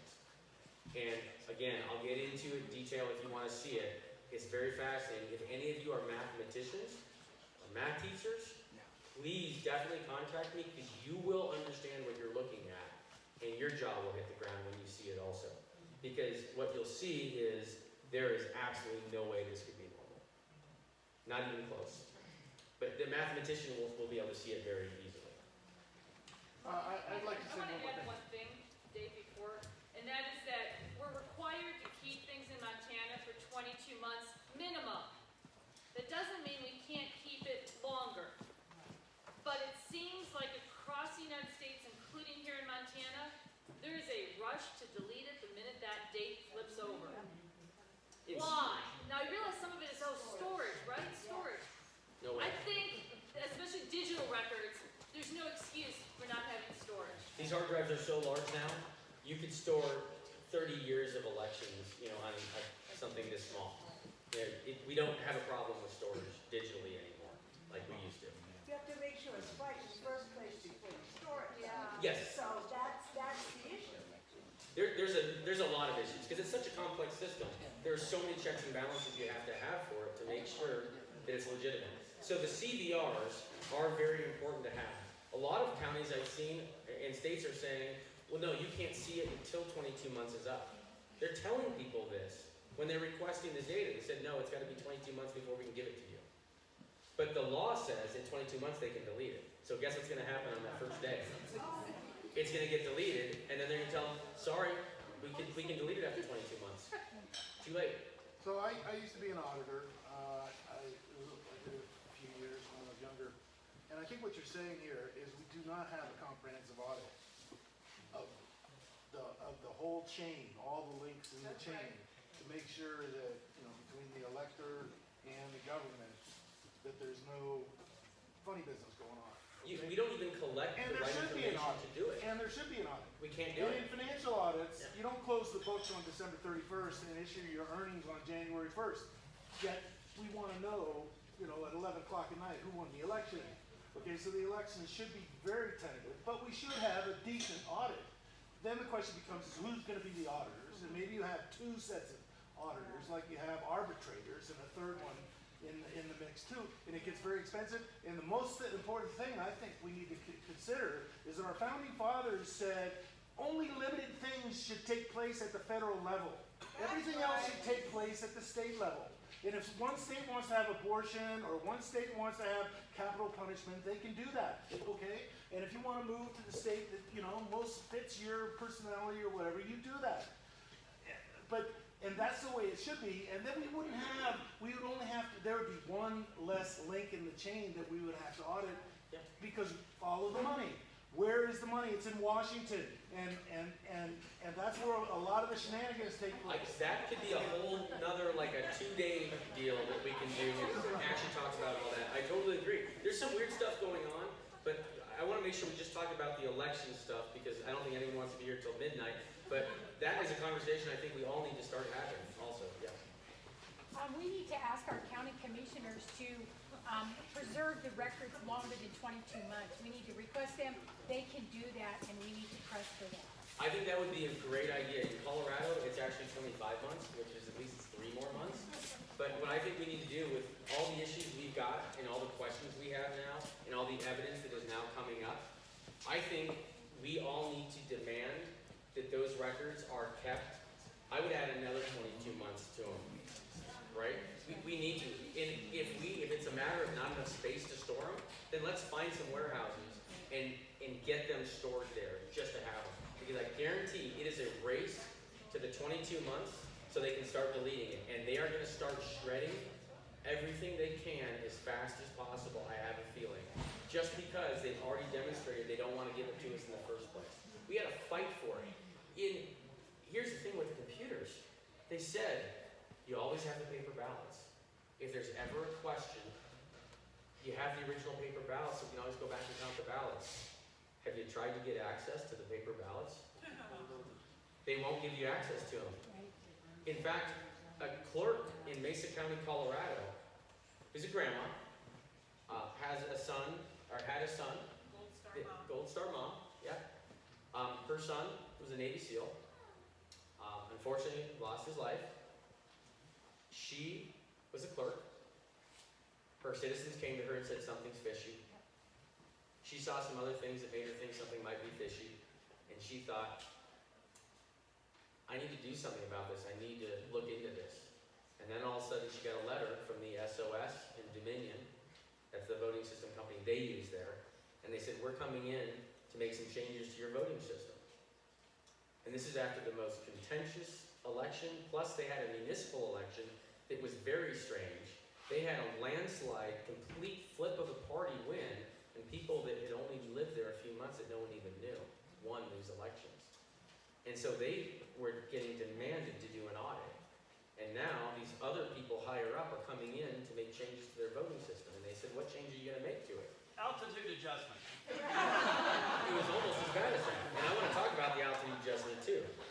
So here's what they said. They said, we're going to remove the QR code feature from the voting system software. Now she had ballots that had QR codes on them. And she thought, well, wait a minute. If you remove the QR code feature on my voting system, and I'm supposed to retain this information for 22 months, how am I going to read the ballots should I need to conduct an audit if my system won't read QR codes anymore? How do I recount anything with QR codes on it? They came in anyway. And so she thought, just in case, I'm going to take a forensic image, a full copy of the server, so I have it as it was before they walk in the door, just in case I need to go back and do an audit. I have a version of it I can boot back up, and I can run everything through it. So as a precaution, because she has a duty to retain these records for her citizens.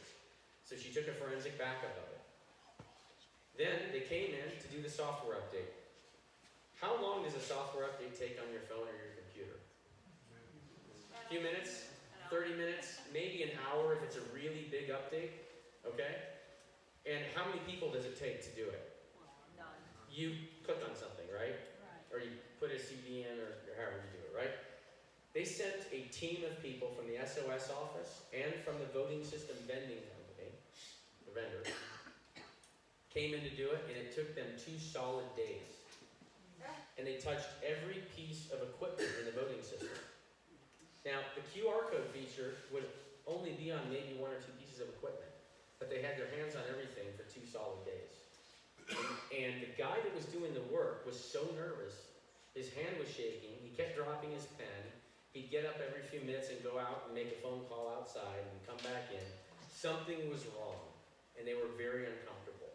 So she went and had another image made right after they left. And she thought, I'm going to check to see what they changed. I'm going to look at the difference between the second image and the first image and see what's different. Because I'm curious. For 2 days, I don't think they just removed one little feature in the software. And so she hired a forensic company through her attorneys to look at that. I was one of the investigators on that. And I was thankful to be able to look at it because I wanted to know the truth myself, and I didn't have to believe anyone else because I got to look at it with my own eyes. And here's what they did, and I'm happy to share all of this with anyone that's curious and wants to see it. Don't take my word for it. I'll give you a report. I'll take you through the images. I'll show it to you. And I mean, I've got nothing to hide. I was shocked to see this. They formatted the entire hard drive. They wiped all the data off of it. They repartitioned it, which means they separated it into new sections. And then they put a whole new version of the software back onto the hard drive. They wiped out all the log files, all the processing databases, all the information in this system that you would use to determine if something went wrong. Not just that it got broken into or hacked, but what if something went wrong, a failure in the system? That's what log files for. That's why computers write stuff to log files so you can go back and look to see what happened to the computer. Every one of you has a log file in your computer. If you have a Mac, click on the question mark at the top, type in log, there's a system log viewer. If you have a Windows machine, event viewer, click on start, type in event viewer, and go into your event viewer and drop down the items. You'll see there's hundreds of different logs of what your computer has done. All those were gone. They wiped them. So then we started looking deeper.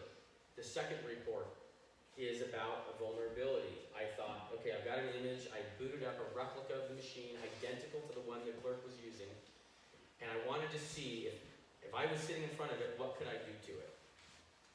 In less than 1 minute, I was able to get into the back end of the database and change the votes in the election and completely alter the election.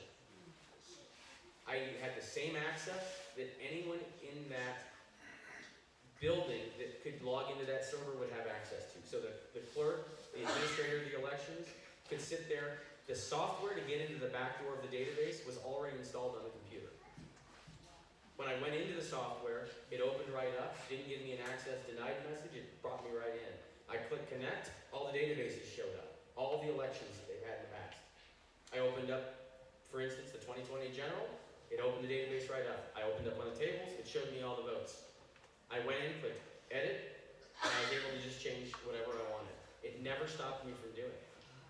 So if you had a bad actor that was an election official, and they were using that particular voting system, which is used in, I think, 20-something states, 26 states, any of them could change the results of that election if they wanted to. And then they can run the reports, and the reports will show the change, but there'll be no trace left that they made the change, because the auditing system for that database is disabled in the software. But somebody would, Yeah. Indulge my curiosity, which state was it that you saw the Colorado. clerk breakdown? Colorado. Colorado. Yep. And so then I thought, okay, well, what if I had a laptop and I just plugged it into the network somewhere? Let's say down the hall, but it's on the same network as the voting system. Could I get into that back end of the database also? I plugged it in. That port was open in the firewall on the voting system server. I logged right into the database. I could flip the results of the election from my computer. That's not even an election computer. I was able to change the results of the elections. And then I thought, oh my gosh, I wonder if I could do it with my iPhone. So I connected a tiny little wireless card, like a little USB wireless, plugged it in to provide a wireless connection to that network, which anyone, let's say a janitor, slips a little card in, you'd never see it, right? I mean, do you see a little USB card in the back of that TV? Well, there could be one, you guys would never know, right? They're tiny these days, and that's all it takes. So I did that, and I pulled up my iPhone, I went to the App Store, I downloaded a network scanning app, a free app, called Fing, F-I-N-G. You'll see it in your App Store. I ran Fing, and Fing looked and it found the voting system server on the network. And then I told it to scan the open ports to see what ports were open in it. And it scanned the ports and it showed me a whole bunch of ports were open. And a port is like a doorway into a computer. And one port in particular was port number 1433. And that is the common port for a database system called Microsoft SQL Server. It's the standard default port. So if you see a system with a port open that's 1433, you can pretty much guarantee it's a SQL Server. And it even said Microsoft SQL Server right below it in case anyone didn't know what it was. So then I said, all right, I'm going to go back to the App Store. I wonder if there's a free app for Microsoft SQL Server. And there was. So I downloaded it on my phone. I ran it. I put in the IP address that the scanning software on the other app showed me. I put in the same password that was used to log into the computer originally. Hit connect, it showed me all of the databases. I clicked on a database, it opened it right up. I clicked on the election, it showed me the votes. I clicked edit, and I could make changes to that election from an iPhone using this voting system software that was used in the safest and most secure election in history. Okay? I was disgusted as an IT person that this system would be so horribly porous that it allowed that kind of manipulation. I figured that stuff out. The first one I found out in less than a minute.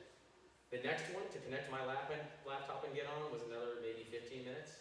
And then the iPhone experiment took me probably an hour from start to finish to find the right little wireless device to plug in and then actually test it. But in about an hour, I had done this. I penetrated this system 3 times now with simple free tools. And in fact, one of the free tools was already installed on the voting system server. How convenient. And I can't believe that a voting system company that knows they're supposed to provide and produce secure software for our votes would ever have provided software using default open ports, firewalls that are open, that are so easy for anyone to manipulate in this Or forget manner. to put the seals back on the machine. Or forget to put the seals back on the machine. Right? I couldn't believe it. And then I started looking elsewhere in the system, and it's violation after violation after violation.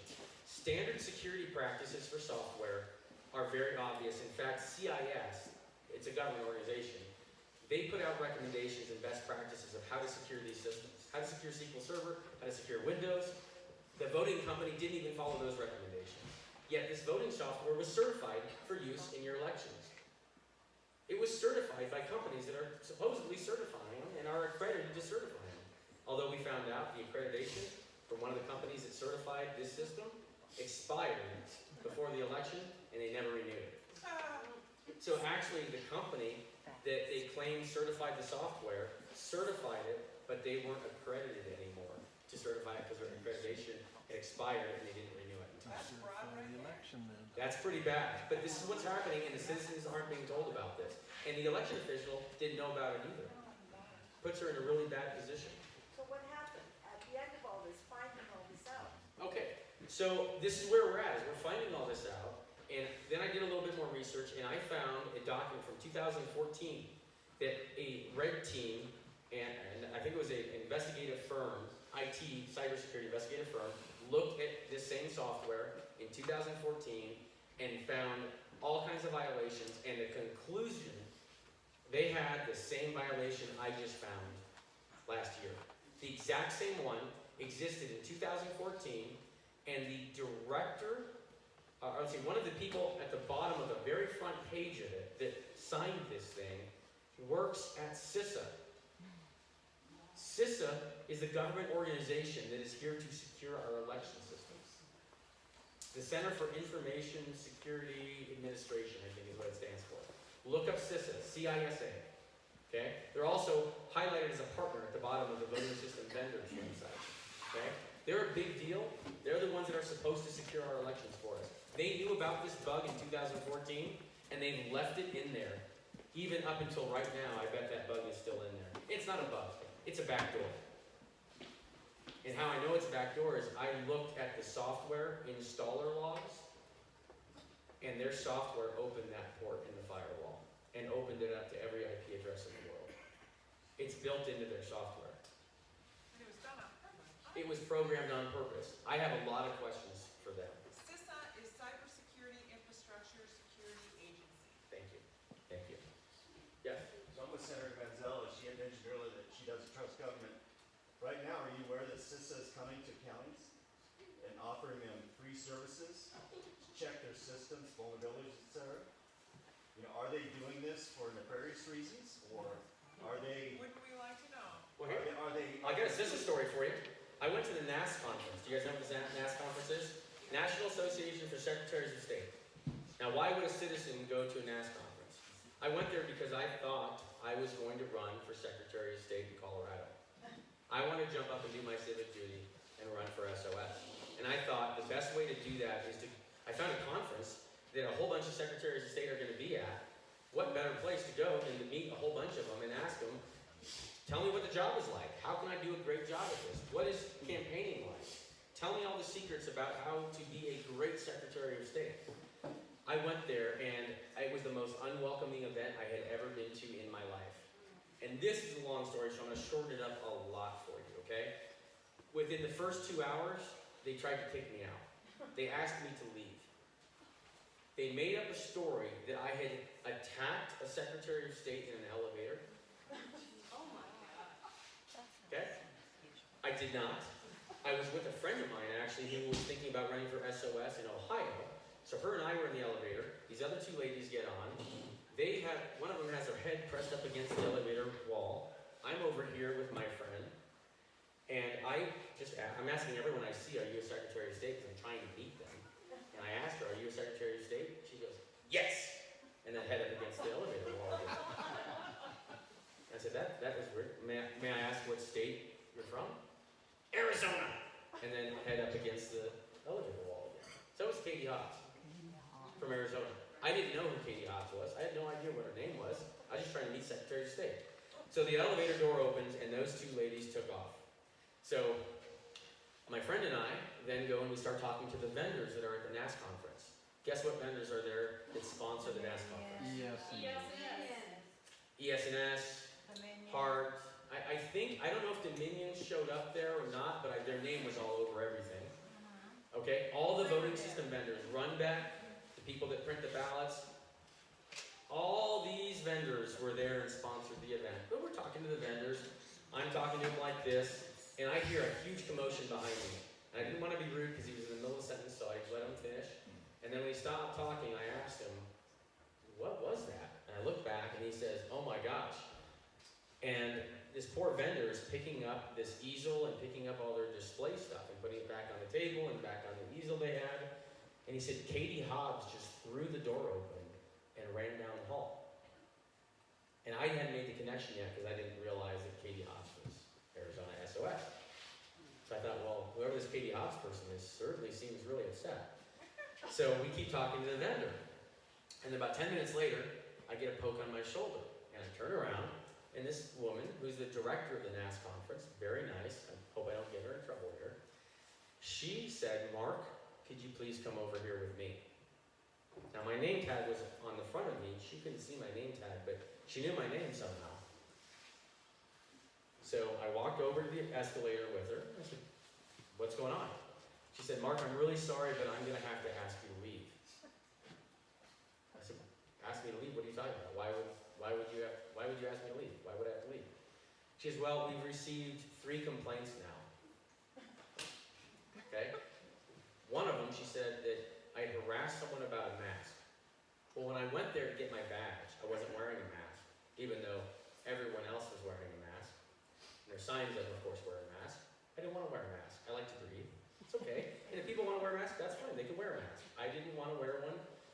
They said, you got to wear a mask. So I said, okay, I'll wear a mask. I'd rather see your smiling face, but if everyone's going to cover their faces up, that's fine. So I took the mask, I put the mask on. Apparently that was harassing someone. I I attacked someone in the elevator. That was asking someone if they're Secretary of State, and what state. Apparently that is attacking. And then the other thing they said, that I was caught recording. And here's the recording incident. When I first got there, I walked into one of their first little rooms they had where they had some tables set up. This is at the NAS conference, National Association of Secretaries of State. You're about to be very confused, so I'm just preparing you. There are a whole bunch of little round tables in the room. They seat maybe 6 or 8 people per table, and they're set up in different sections. I look straight ahead in the door, and there are probably 4 or 5, maybe 6 tables.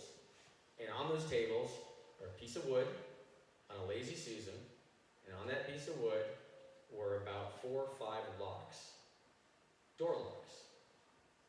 And multiple tables had this. It was a lock-picking class at a National Association for Secretaries of State conference. And I thought, well, did I walk, is this the wrong room? And I looked at my paperwork, it said it was the right room. I looked at the door, same right room. So I just started looking around. So I looked to the left, and I saw a webcam station. Where's how to hack a webcam? Okay, kind of weird. Also, kids were running all these things. It's high school kids that were putting all these on. Good for them. So I went and sat down at the how to hack a webcam booth because I thought I'd like to know how to hack a webcam. So I sat down, and this nice high school kid says, okay, watch, I'm going to show you how to hack a webcam. Great, let's see how to do it.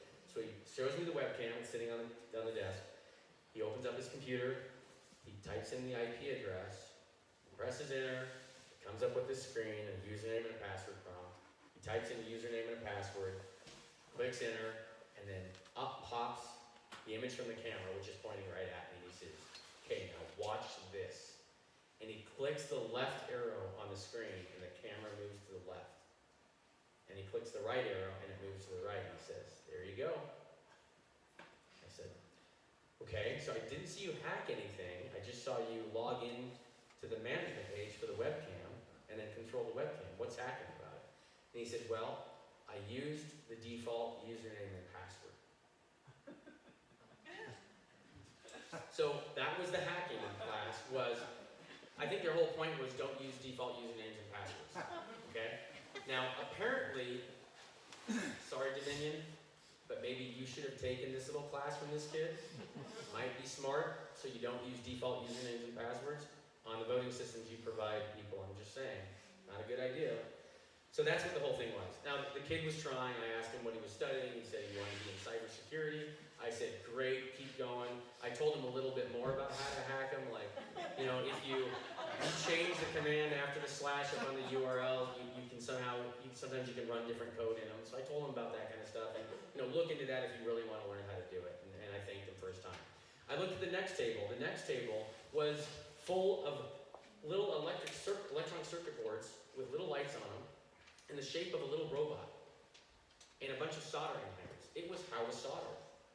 It was a soldering class for our secretaries of state.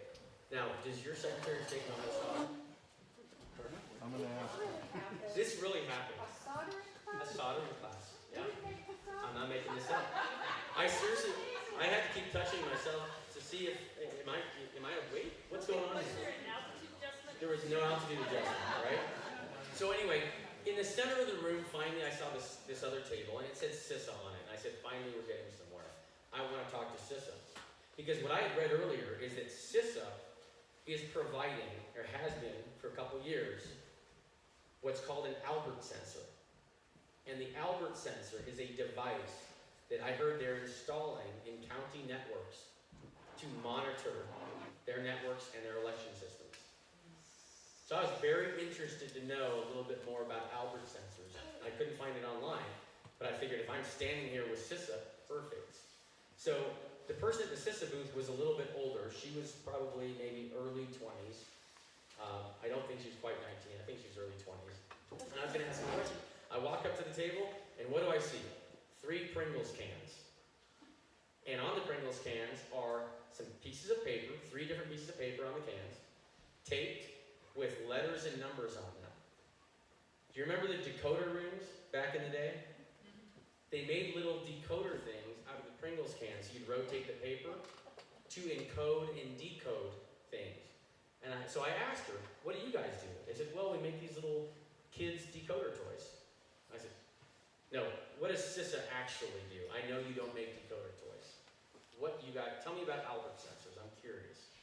And she kind of perked up a little bit. I said, okay, so on Albert sensors, how many states have Albert sensors in them? She said, I can't tell you that. Okay, well, can you give me an idea? Is it 100% of states? Is it 50%? Is it just a couple percent? I can't tell you that. Now, they give Albert sensors for free. How convenient.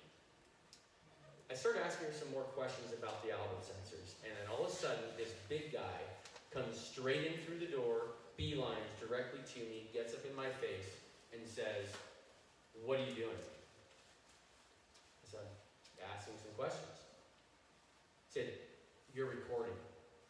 And I just happened to be holding a whole bunch of paperwork, and I had my phone like this, holding the paper while I was talking to her. Didn't have anywhere else to put it. I said, I'm not recording. I'm not recording anything. He said, you have to have a press pass if you're recording. Get out. I said, sir, I'm not recording. I'll go elsewhere. So I turned around, and I went to the ransomware booth, where they told you what ransomware is and how to protect yourself from ransomware. So anyway, that is the incident, apparently, that I was caught recording. So for these 3 reasons, she said I had to leave the NAS conference.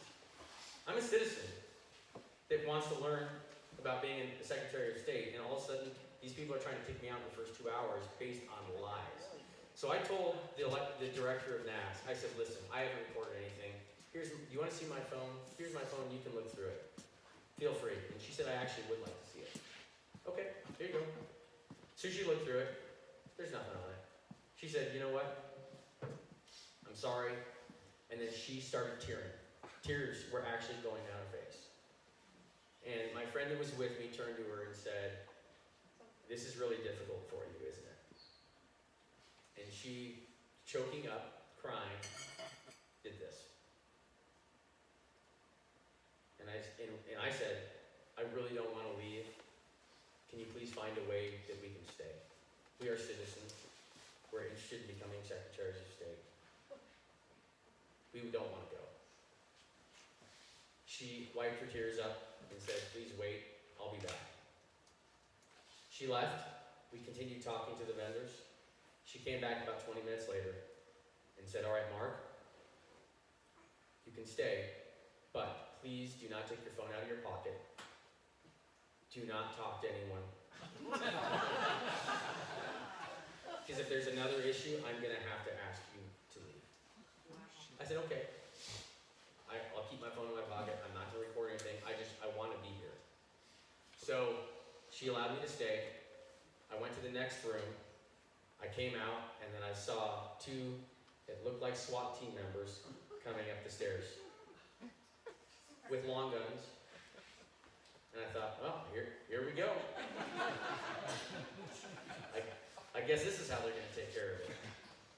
And they came up, and they walked to the other side of the room and just sat and watched me. So I went into the next room, and then all of a sudden I looked, and they showed up in the back of the room and watched me. I went to the next one, they were in the back of the room watching me. I'd go out in the hall to go to the restroom, they'd go out in the hall and watch me. For 4 days, I got followed by 2 people with long guns. Yeah, they weren't my bodyguards, I'm pretty sure. But they were following me, I'll tell you, a lot of intimidation. But I went to every single event, and I learned that majority of the events were all about getting voter registration numbers up as high as possible and getting as many young people registered as possible, even getting kids that are too young to vote pre-registered to vote, holding events at junior highs and high school and elementary school kids. And there were prizes given to secretaries of state that got the most young kids involved in our voting. Right? Now, if you're doing it for nefarious reasons, I'm not happy with that. But the weird thing was, the whole conference seemed to be almost focused around that. And that's what made it very uncomfortable for me as someone being there as a citizen. It was very uncomfortable the whole time. so something is kind of weird. I went to a meal, I think the first meal, a lunch, sat down and talked to a very nice gentleman, who's Secretary of State. I told him I'm looking at running, and he said, I am getting out of it. He said, best of luck to you. It is not what you think it is, and you'll understand. He wouldn't talk to me much after that. And then this very bubbly girl sat down and monopolized the conversation. And so we left that meal, went to the next meal, and my friend and I realized we can't go anywhere alone. We have to be together, so there's always a witness. So we went to the next meal, sat down, this same bubbly girl sat down at our table and interrupted the entire conversation. Wouldn't let me talk to anyone else but her. We went to another meal, breakfast the next morning, same bubbly girl shows up, sits down at our table. My friend said, wow, what a coincidence. I said, no, that's not a coincidence. She's our assigned handler. She's a handler. And she's there to interrupt us so we don't talk to anyone here. These are the games these people play. And there were Republican and Democrat secretaries of state playing these games. It's a big club, but we're not in it. That's the problem. The citizens aren't in this club. Yeah. Yeah, I don't know if this is true, but I've heard that the federal government gives Secretary of State grants and tells them which voting machines they can buy with that money. And, the whole thing is kind of controlled, to me, from the federal government. I will say that there's a lot of strange things, and we need to all ask a lot more questions. They've got us all thinking this is D versus R. It is not D versus R. It is the establishment. They're dividing us. They are dividing us on purpose. This is not a partisan issue. Yeah. It is not at all a partisan issue. Our votes are not a partisan issue. Our votes are just a citizen issue. It's about our freedoms. And I don't care if someone's a Democrat or Republican. I've been both. I'm kind of, like I said, I'm kind of sick of both parties because I've seen the games that the parties play against the people. And they play the people against each other. And I do not subscribe to that. So, I know this has been really long. I'm going to get right to my solution for all of this. Here's what I would like to do. I want to bring transparency, accountability, openness, and visibility to and understandability to every aspect of our election. And here's how we can do it so easy, so simple. We use anti-counterfeit ballot paper that cannot be copied in a copy machine. That's a no-brainer. Your $20 bill in your pocket, that has anti-counterfeit measures on it. Okay? All our bills do. Our ballot paper has nothing. What is more valuable, your vote or a $20 bill? But can a scanner, like a tabulator has a scanner, can a scanner tell the difference with all that versus? Yes. Okay. Okay. So, the scanners that currently exist, no, but they don't need to, and here's why. On that anti-counterfeit paper, it has many different measures of anti-counterfeit on it. There's a foil that's built into the paper that you can't duplicate. There is a UV mark on it, and I do have one here. I will show you all so you guys can hold it in your hand and see it, okay? It's got a multicolor, high-resolution UV mark on it that is extremely difficult, if not impossible, to duplicate. It's got a rare earth mineral that is built into the paper that a special detector tells you whether it exists in the paper or not. So and you can also hold it up to the light, and you can see there's fibers built into the paper. So there's many different measures we can have on this paper. It's 25 cents is all it costs. Okay? So you can't copy it. Now, Maricopa County, yes, they recounted it, and they came up with almost the same numbers, but what they didn't tell anyone, or everyone, is that a lot of the paper was fake.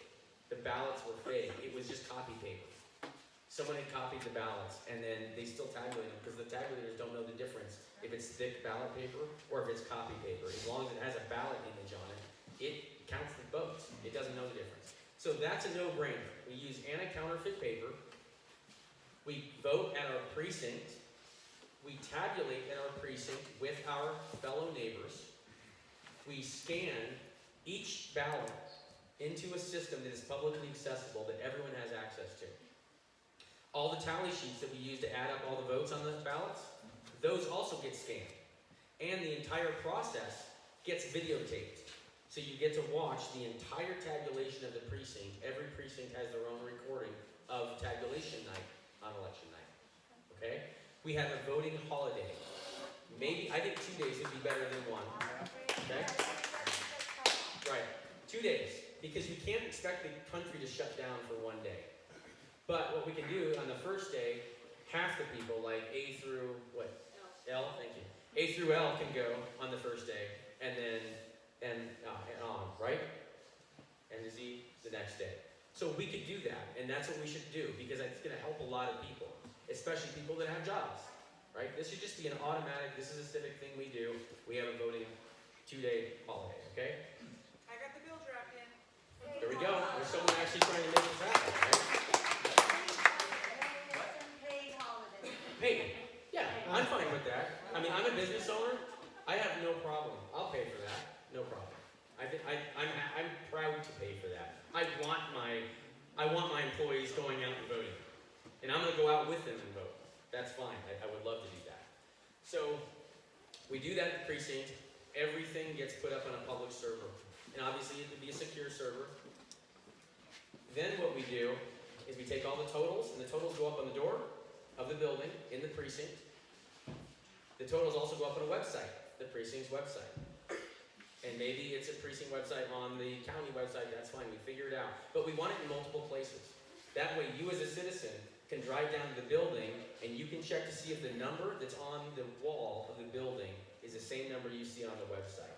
And I would encourage our citizens to do that because that gives the ability for the citizens to hold everyone accountable. Then all those totals from the precincts go to the county. The county does the same thing. The county throws up all the totals for all the precincts all the way down on the building, and they go up the county website, and then all the counties send that data to the SOS, and the SOS does the same thing. SOS lists all the counties and all the totals. And everyone can check every aspect of that. And if anyone has a question, well, they just go and they can look the ballots and look for themselves. What about people voting multiple times in the same state and also multiple times in other states? And there's no cross-check between states as to whether people... Okay, fantastic. And that is an area that I think we do need and we can use computer systems as a check, right? What we want to do is we want to use a national database that the local officials can use to see if they have someone in that national database. So we can make sure it's a one-way, not a two-way. But shouldn't there be like an iris scan or a thumbprint when you actually get on the voter roll? I think you should definitely have an ID of some sort to make sure you are a legitimate citizen when you vote. The mechanics behind that, I would love to discuss with you further, because I think we need to open that up and find a really good way to do that without violating anyone's privacy. Because I think privacy is very important, and I think it's also very important to make sure that no one double or triple votes either, or someone that's not a citizen ends up voting in our elections. So yes, there's a way to do that. We just need to make sure that as much of the system is in our control and visibility as possible as citizens, and that it's simple enough we can all understand. So if this system is implemented, it's a full, simple, everyone can count dots on a piece of paper, right? It's very simple. There's a lot of counties. There's 10 counties in New York State right now that are still hand counted. 10 of them. And they're doing it successfully. Okay?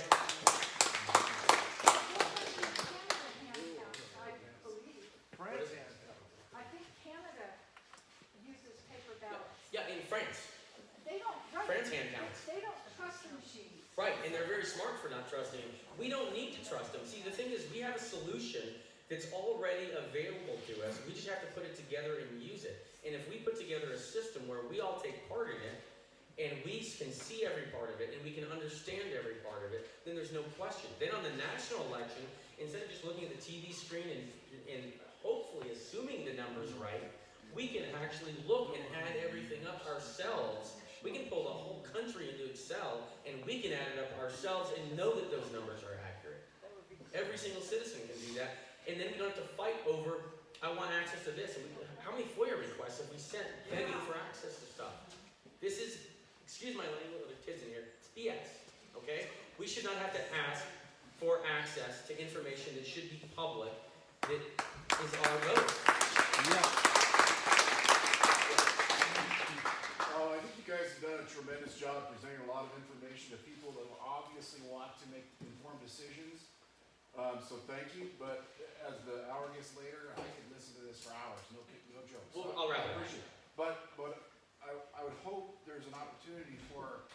county commissioners, who've also been listening, to have an opportunity before we all turn in to what they've seen, what they've heard. Because I think a lot of us would like to hear what our county commissioners think. Yeah, I'll wrap it up as soon as I just want to get that idea out there. And the last thing I want to tell you about this idea, here's what wraps this whole thing up for me. Okay? Elementary school. When we have an election, Mrs. Smith's 6th grade class is going to count their precinct's votes. They're going to pull up their ballots, and they, as a class project, it's going to be team building, it's going to be math skills, and it's going to be a civics lesson for them. The kids are going to count 1,500 ballots as a class project. And then the kids will know if they get an accurate number, and maybe they find a mistake. And if they find a mistake, we'll have a way they can report it. Right? And then the kids in junior high and in high school are going to do the same thing. When election time comes, our kids get to take part in it. They may not be able to vote, but they are going to learn about how voting works, and they're going to learn how to count our votes. And then when they become voting age, they're already going to know how to do this. So we don't have to worry about finding people and training people. These kids will have already done this 3, 4, 5, 6, 7 times. They'll be experts at it. And then we'll have no problem doing this. And our kids will get lessons that they need to have. This is a win-win situation for everyone. Love and protect our country. Thank you. Thank you very much. We still have the Yellowstone Commissioner. Do we? No. Scott, I think you're it. I don't think there's anyone else here. Do you have any comments or anything you want to say? Hold on, we're going to ask Scott. Scott, is there anything? I'm here to listen just like everybody, I guess. And I guess the thing I would remind people is elections fall under the clerk and recorder's office. We really have no authority over them. That's an elected position, no different than the Secretary of State. We have a budget authority over them, and that's essentially where it ends. So I would direct your comments to the clerk and recorder's office. I think we can all support our clerk and recorder and talk to our clerk and recorder, kindly, nicely explain this.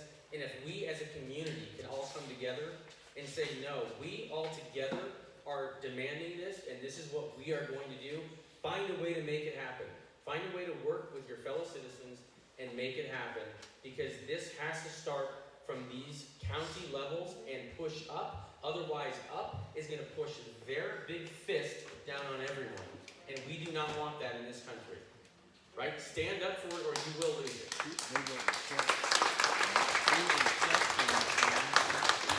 Two things. I've got Robert Gelt on the line. He's Audit Your Vote, Michigan. He just has a few things he'd like to say that I'd like to have him share with us. And also, if any of you would like to make a donation, this isn't free. We have to pay for hotels, we have to pay for food, and citizens pay for this, not any organization. We contributed. If anyone feels like they want to, please, I think the kids or someone over at the table has something. In the meantime, I've got Robert on the line. I'm not an AV person, so I hope this works. Really quickly, sorry, Robert. If anyone wants to talk to me further, please jot your number down or your email address and give it to me before you leave, and I will contact you and we'll open up communication. Please, thank you. Okay, Robert, I'm trying to make this work. You're on with us. You want to tell us who you are? Lisa can't hear. I need some help. Right, hold on, Robert. How do I make this work? Does someone? He is on speakerphone. Should we connect it to the Bluetooth speaker? Oh, and you know what? Here we go. We're gonna try this again, Robert. Go ahead.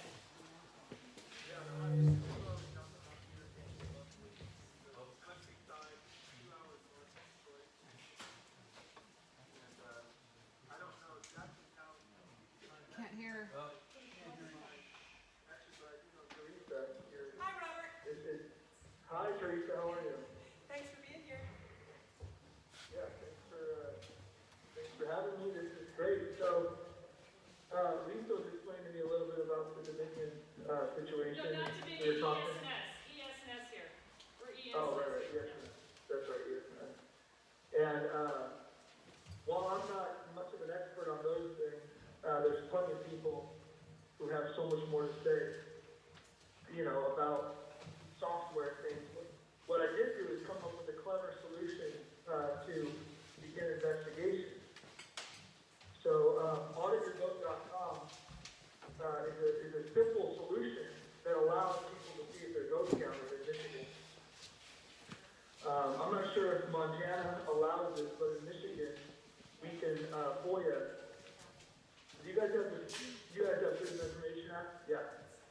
You guys do your affidavits differently, but in Michigan, we FOIA the Secretary of State's office for the voter history, specifically from the 2020 election. And then we FOIA them incrementally in the months following the election. And we've been able to open that up for Michiganders in general to check their votes and see if they counted. And what we found is astounding. We had no idea the kind of fraud we were going to find. But we found entire townships that had no votes recorded, which was very surprising, to say the least. Total, there's about 97 of them. But there's a whole another number of townships with very surprising results.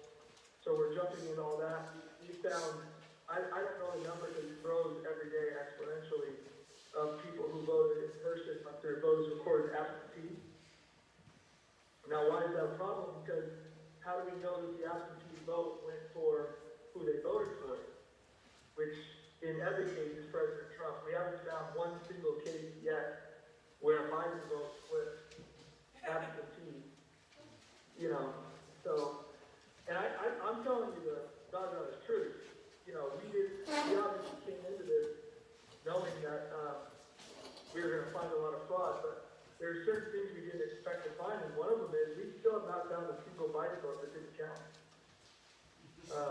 We're well into the high numbers. I don't know the number at this moment in time of just how many votes we found because we keep finding these entire townships.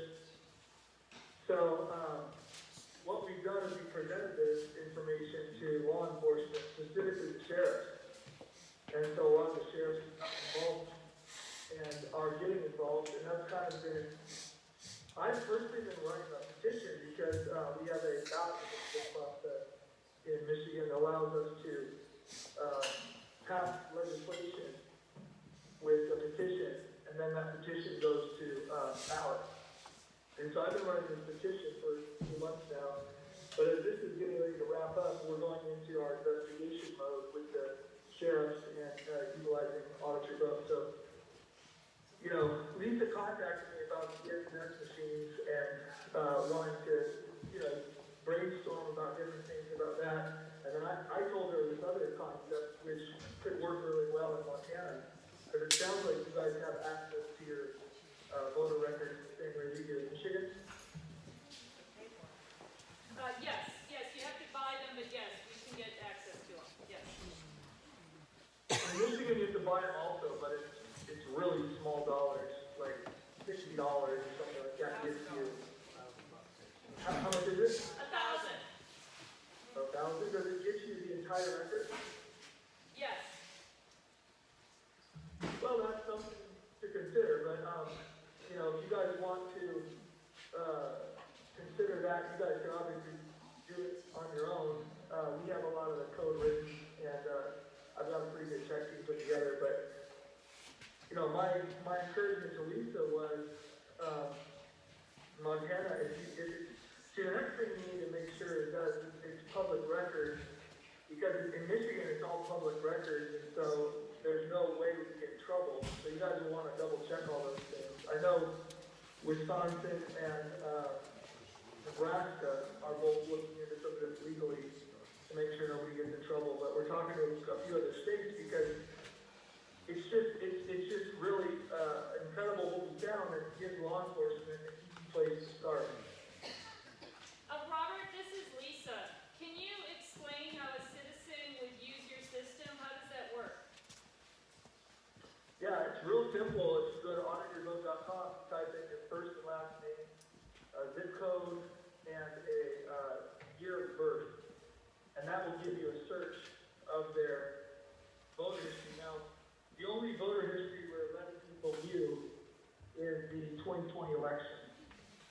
specifically the 2020 presidential election. So we're not letting them view 2018, et cetera.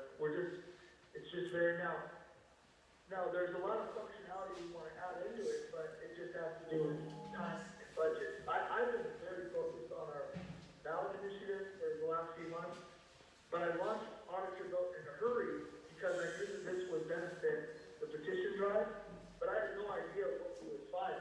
It's so much more extravagant than fraud we found. And so I didn't expect this, and there's so much controversy surrounding it already that the Secretary of State's already, believe it or not, they're actually blaming the township clerks for these files being so corrupted. And we don't know exactly how it's all going to go, but the investigations have started. Robert, this is Lisa. So my understanding is it's a lot of effort to go door to door to find people and get the accurate information. So with your system, people in Michigan log in and they can check their own vote, and if it's not accurate based on what they know they did, that's when they file an affidavit or something like that with who? With the Secretary of State to say, hey, says I voted absentee, but I voted in person, and that's how this is coming about? Can you explain that? Yeah, there's no login process. They can just go there and look at their data. Again, these are public records, and so if you know someone's first and last name, zip code, and year of birth, you could look at their data file, their voter history rather. So just so everyone here in this room understands, that's public information. You're not looking up anyone's private information. It's not how you voted. It just shows this is a person, this is the date, this is the fact that they voted and how they voted in person, absentee, mail-in, that sort of thing. Right. There's a secret ballot in Michigan, so you're not allowed to know how they voted. But there's other bizarre things that we checked in the files. There's a new feature in Michigan, which is permanent absentee voter. I don't know if you guys have that in Montana. Permanent absentee voter. We sort of do. Once you register to vote and check the absentee box on your voter registration card, you are absentee forever until you decide not to be. That's a state law. Yeah, so they have this feature that you're supposed to request it, but what we're noticing in tons of these records is people are automatically being put into permanent absentee voter status having never requested it. So there's so many levels of what we're seeing of irregularities. Some of them are out and out. It's out and out fraud. We're finding so many things that we never expected. Another thing we're finding is completely disappeared voter records.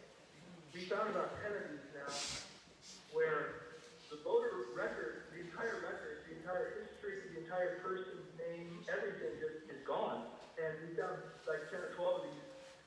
And then 6 months later, they show up again in a QDF, the QDF we're working off of, the qualified voter file, that's what it's called in Michigan, the voter file, qualified voter file. The one we're working off of is December 1st, right after the election. And so we'll look at one like a year later or 6 months later, and a lot of times these disappeared records will just pop, they'll just show up again. So it's very clear that someone is trying to, they're aware of how messed up the file is and the history is, and they're trying to correct it. But here we are 18 months after the election or so, and it's still incredibly flawed, like incredibly. We're talking about, to the tune of hundreds of thousands of records flawed. So, and as more time goes by, so now the sheriffs are actually marketing the site within their own counties, and they're saying, listen, we want you guys to check your voter record here and file affidavits. And so, it's a very long story to get to the affidavit process. We've changed our plan at least 3 times so far into how we're running the affidavit process, and now we're about to change it again. So I'd rather not go into some of that now because some of that is involving our investigation and it gets into some of our strategies and stuff. But we definitely have an affidavit process and plan. but it changes. So, you know, you guys would have to develop, you have to really get into the laws in Montana, and you have to get into some of the nuts and bolts of how you guys want to do your process. And you guys can utilize, you guys are utilize on your boat or do it yourselves, but either way, that's something we could talk about. And I think what Robert's point is that for transparency, this is something we can implement. So if you are concerned that your absentee mail-in ballot in-person vote wasn't calculated or wasn't entered in correctly, this is a way that you as a citizen can check on your own vote and then report it if it doesn't match up with what it should be. And so this is just another option of what we can do for transparency here in Montana. And overall for the whole state, it's not much of a cost. Individually for a county it is, but if we did this for the whole state, it's not that expensive. Thank you, Robert. Was there anything else you wanted to add? I'm just giving the highlights of auditor vote and then how it led into these investigations. But no, I mean, there's all kinds of things we can talk about, but if you guys are wrapping up, you know, that's fine by me. Thank you for your time, Robert. I really appreciate it because I know there's a huge time zone difference too because you're in Michigan. And we'll continue to follow up. For those of you here that want to continue to get more information on all these things, please make sure that when you signed in, we can read your email, and we'll keep you posted if you want us to. We had one question, though, that didn't get asked, and so I'm going to let that person ask their question now.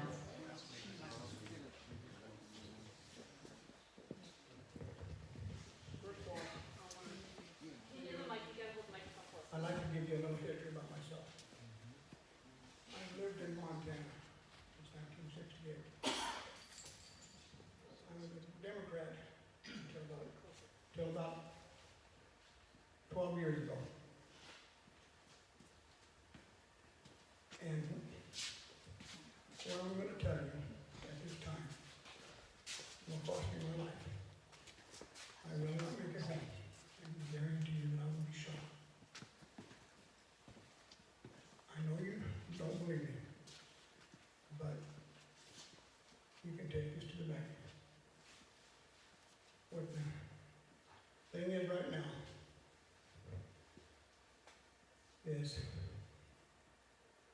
the other side has committed the perfect crime. There's no way that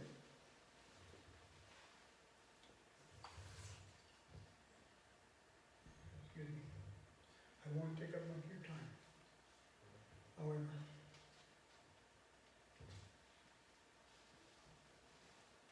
I think I've said about enough.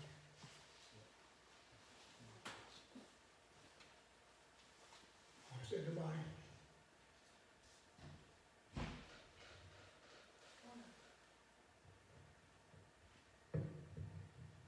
What's going on? Okay, all right, well, I think all of us should be hopeful and optimistic that we can make a difference. We really can. And if for anyone who might not be, I will not see my wife or my family again because someone in this room is going to shoot me before I get home. And that is gospel.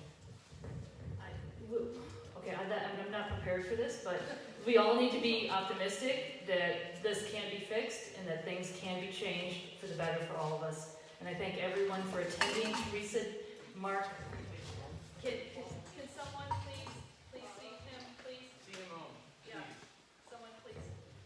Please. Thank you.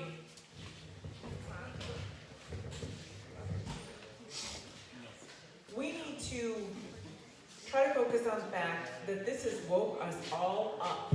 We are no longer asleep at the wheel. We are no longer apathetic in our prosperity. We have the ability to count. We don't need technology to count for us. We can fix this. So let's look at this as an opportunity to fix something that has been broken for a very, very long time and that we all can take control of and make it right. And let's not be discouraged. Let's be hopeful and optimistic and fix it.